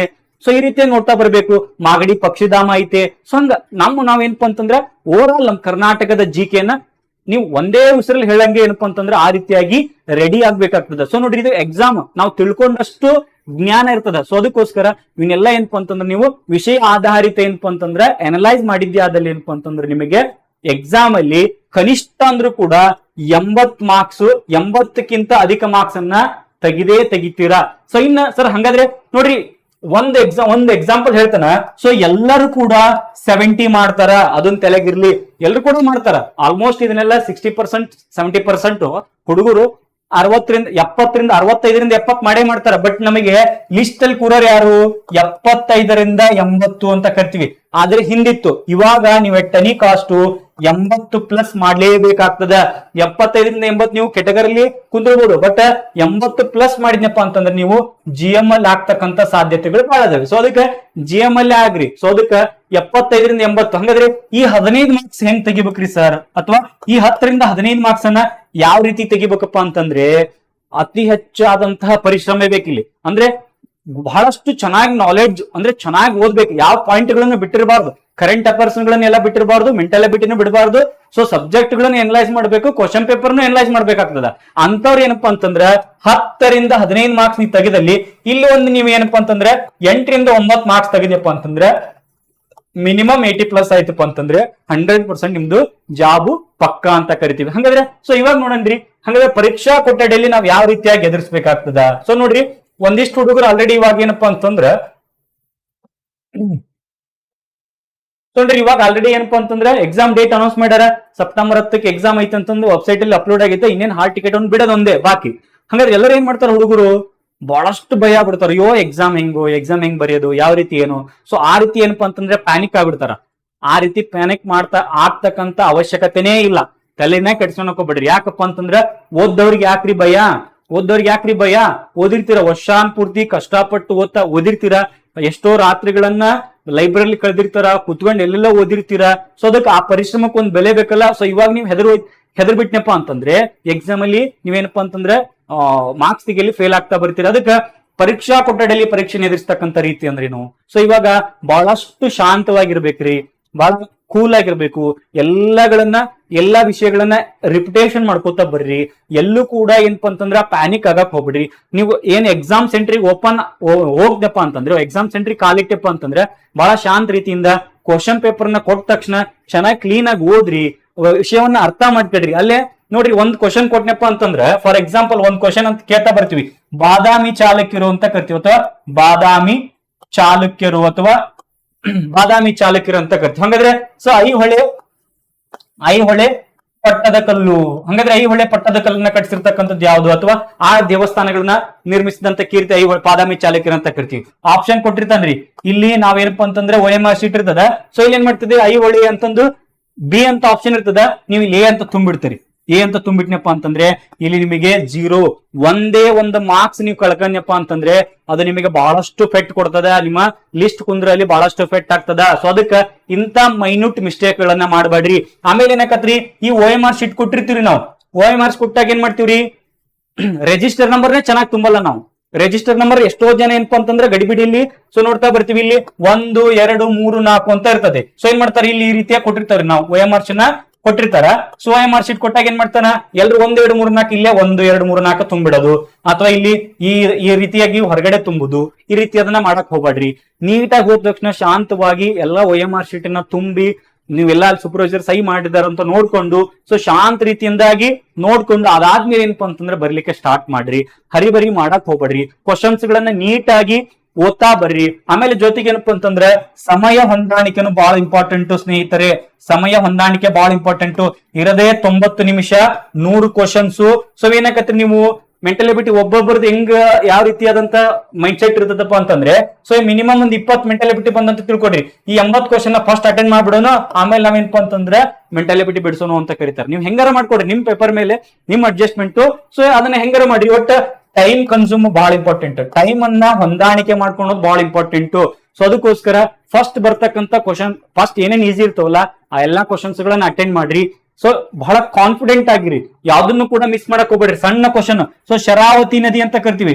ಶರಾವತಿ ನದಿಗೆ ಸೃಷ್ಟಿಯಾಗಿರ್ತಕ್ಕಂಥ ಜಲಪಾತ ಯಾವುದು, ಜೋಗ ಜಲಪಾತ ಅಂತ ಕರಿತೀವಿ. ಅಲ್ಲಿ ಹೋಗಿ ಇನ್ನೊಂದು ಆಪ್ಷನ್ ಏನೋ ಹಾಕೋದು, ಆ ರೀತಿ ಒಟ್ಟೆ ಮಾಡಕ್ ಹೋಗ್ಬಿಡ್ರಿ. ಒಟ್ಟ ಯಾವುದೇ ರೀತಿಯಾದಂತಹ ಮಿಸ್ಟೇಕ್ ಗಳನ್ನ ಮಾಡ್ಕೊಳಕ್ ಹೋಗ್ಬೇಡ್ರಿ. ಸೊ ಈ ರೀತಿಯಾಗಿ ಸಮಯವನ್ನ ಹೊಂದಾಣಿಕೆ ಮಾಡ್ಕೊಂತ ಬಂದಿದ್ದಾದಲ್ಲಿ ಏನಪ್ಪಾ ಅಂತಂದ್ರೆ ನೀವು ಎಕ್ಸಾಮ್ ಅಲ್ಲಿ ಮಿನಿಮಮ್ ಏನಾಗಿಲ್ಲ ಅಂದ್ರೂ ಕೂಡ 80 ರಿಂದ 85 ಕ್ವಶನ್ಸ್ ಗಳನ್ನ ಗಳಿಸ್ತಾ ಬರ್ತೀರಾ. ಸೊ ನೋಡ್ರಿ, ಬಹಳಷ್ಟು ಏನಪ್ಪಾ ಅಂತಂದ್ರೆ ವಿದ್ಯಾರ್ಥಿಗಳು ಹೆದರ್ಲಿಕ್ಕೆ ಹೋಗ್ಬೇಡ್ರಿ. ಏನೋ ಆಗ್ತಕ್ಕಂತ ಪರಿಸ್ಥಿತಿಯಲ್ಲಿ ಎಲ್ಲರೂ ಕೂಡ ಓದಿರಿ ಚೆನ್ನಾಗಿ, ಎಲ್ಲರೂ ಆತ್ಮವಿಶ್ವಾಸದಿಂದ ಇರ್ರಿ, ತಲೆ ಕಟ್ಸ್ಕೊಳಕ್ ಹೋಗ್ಬೇಡಿ. ಈ ಟೈಮ್ ಅಲ್ಲಿ ಏನಪ್ಪಾ ಅಂತಂದ್ರೆ ಬಹಳಷ್ಟು ರಿವಿಷನ್ ಬಹಳ ಇಂಪಾರ್ಟೆಂಟ್. ರಿವಿಷನ್ ಮಾಡ್ಕೋತಾ ಹೋಗ್ರಿ. ಸೊ ಎಲ್ಲವನ್ನು ಕೂಡ ರಿವಿಷನ್ ಮಾಡ್ಕೋತಾ ಹೋಗ್ಬೇಕು. ನಾನು ನೋಡ್ರಿ ಹೆಂಗ್ ಒಂದು ಶಬ್ದವನ್ನ ತೆಗೆದುಕೊಂಡು ಯಾವ ರೀತಿಯಾದಂತಹ ಸಬ್ಜೆಕ್ಟ್ ಗಳನ್ನ ಕನೆಕ್ಟ್ ಮಾಡ್ಕೋತಾ ಬಂದಲ್ಲ, ಹಂಗ ಕರೆಂಟ್ ಅಫೇರ್ಸ್ ಬೇಸ್ಡ್ ನೀವು ಬಹಳಷ್ಟು ನೆನಪಿಟ್ಕೊಂತ ಬರ್ಬೇಕು. ಸೊ ಇನ್ನು ಹೇಳ್ತಕ್ಕಂಥ ವಿಷಯಗಳು ಬಹಳಷ್ಟು ಅದಾವೆ. ಸೊ ಇನ್ನು ಈ ನೆಕ್ಸ್ಟ್ ವಿಡಿಯೋ, ಈ ಆದ ವಿಡಿಯೋ ನೆಕ್ಸ್ಟ್ ವಿಡಿಯೋದಲ್ಲಿ ಏನಪ್ಪಾ ಅಂತಂದ್ರೆ ನಿಮಗೆ ಮ್ಯಾರಾಥಾನ್ ಅಂತ ಮಾಡ್ತಾ ಬರ್ತೀವಿ. ಸೊ ಅದರಲ್ಲಿ ಏನಪ್ಪಾ ಅಂತಂದ್ರೆ ಇನ್ನೂ ಕಂಪ್ಲೀಟ್ ಆದಂತಹ ಮಾಹಿತಿ ನಿಮಗೆ ಸಿಗ್ತದ.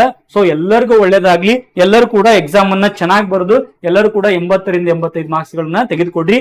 ಇನ್ನು ನೆಕ್ಸ್ಟ್ ನಮ್ಮ ವಿಡಿಯೋಗಳು ಬರ್ತವೆ, ಸೈನ್ಸ್ ಆಗಿರ್ಬೋದು, ಮತ್ತೆ ಉಳಿದ ಸಬ್ಜೆಕ್ಟ್ಗಳಿಗೆ ಸಂಬಂಧಿತವಾದಂತಹ ವಿಡಿಯೋಗಳು ಬರ್ತವೆ. ಸೊ ಎಲ್ಲರೂ ಕೂಡ ಆದಷ್ಟು ಮಟ್ಟಿಗೆ ನಮ್ಮ ವಿಡಿಯೋಗಳನ್ನ ಲೈಕ್ ಮಾಡಿ, ಶೇರ್ ಮಾಡಿ, ಮತ್ತೆ ನಮ್ಮ ಚಾನೆಲ್ ನ ಸಬ್ಸ್ಕ್ರೈಬ್ ಮಾಡಿ. ಸೊ ಎಲ್ಲರಿಗೂ ಕೂಡ ಒಳ್ಳೇದಾಗ್ಲಿ. ಧನ್ಯವಾದಗಳು ಸ್ನೇಹಿತರೆ, ಮತ್ತೆ ಸಿಗೋಣ.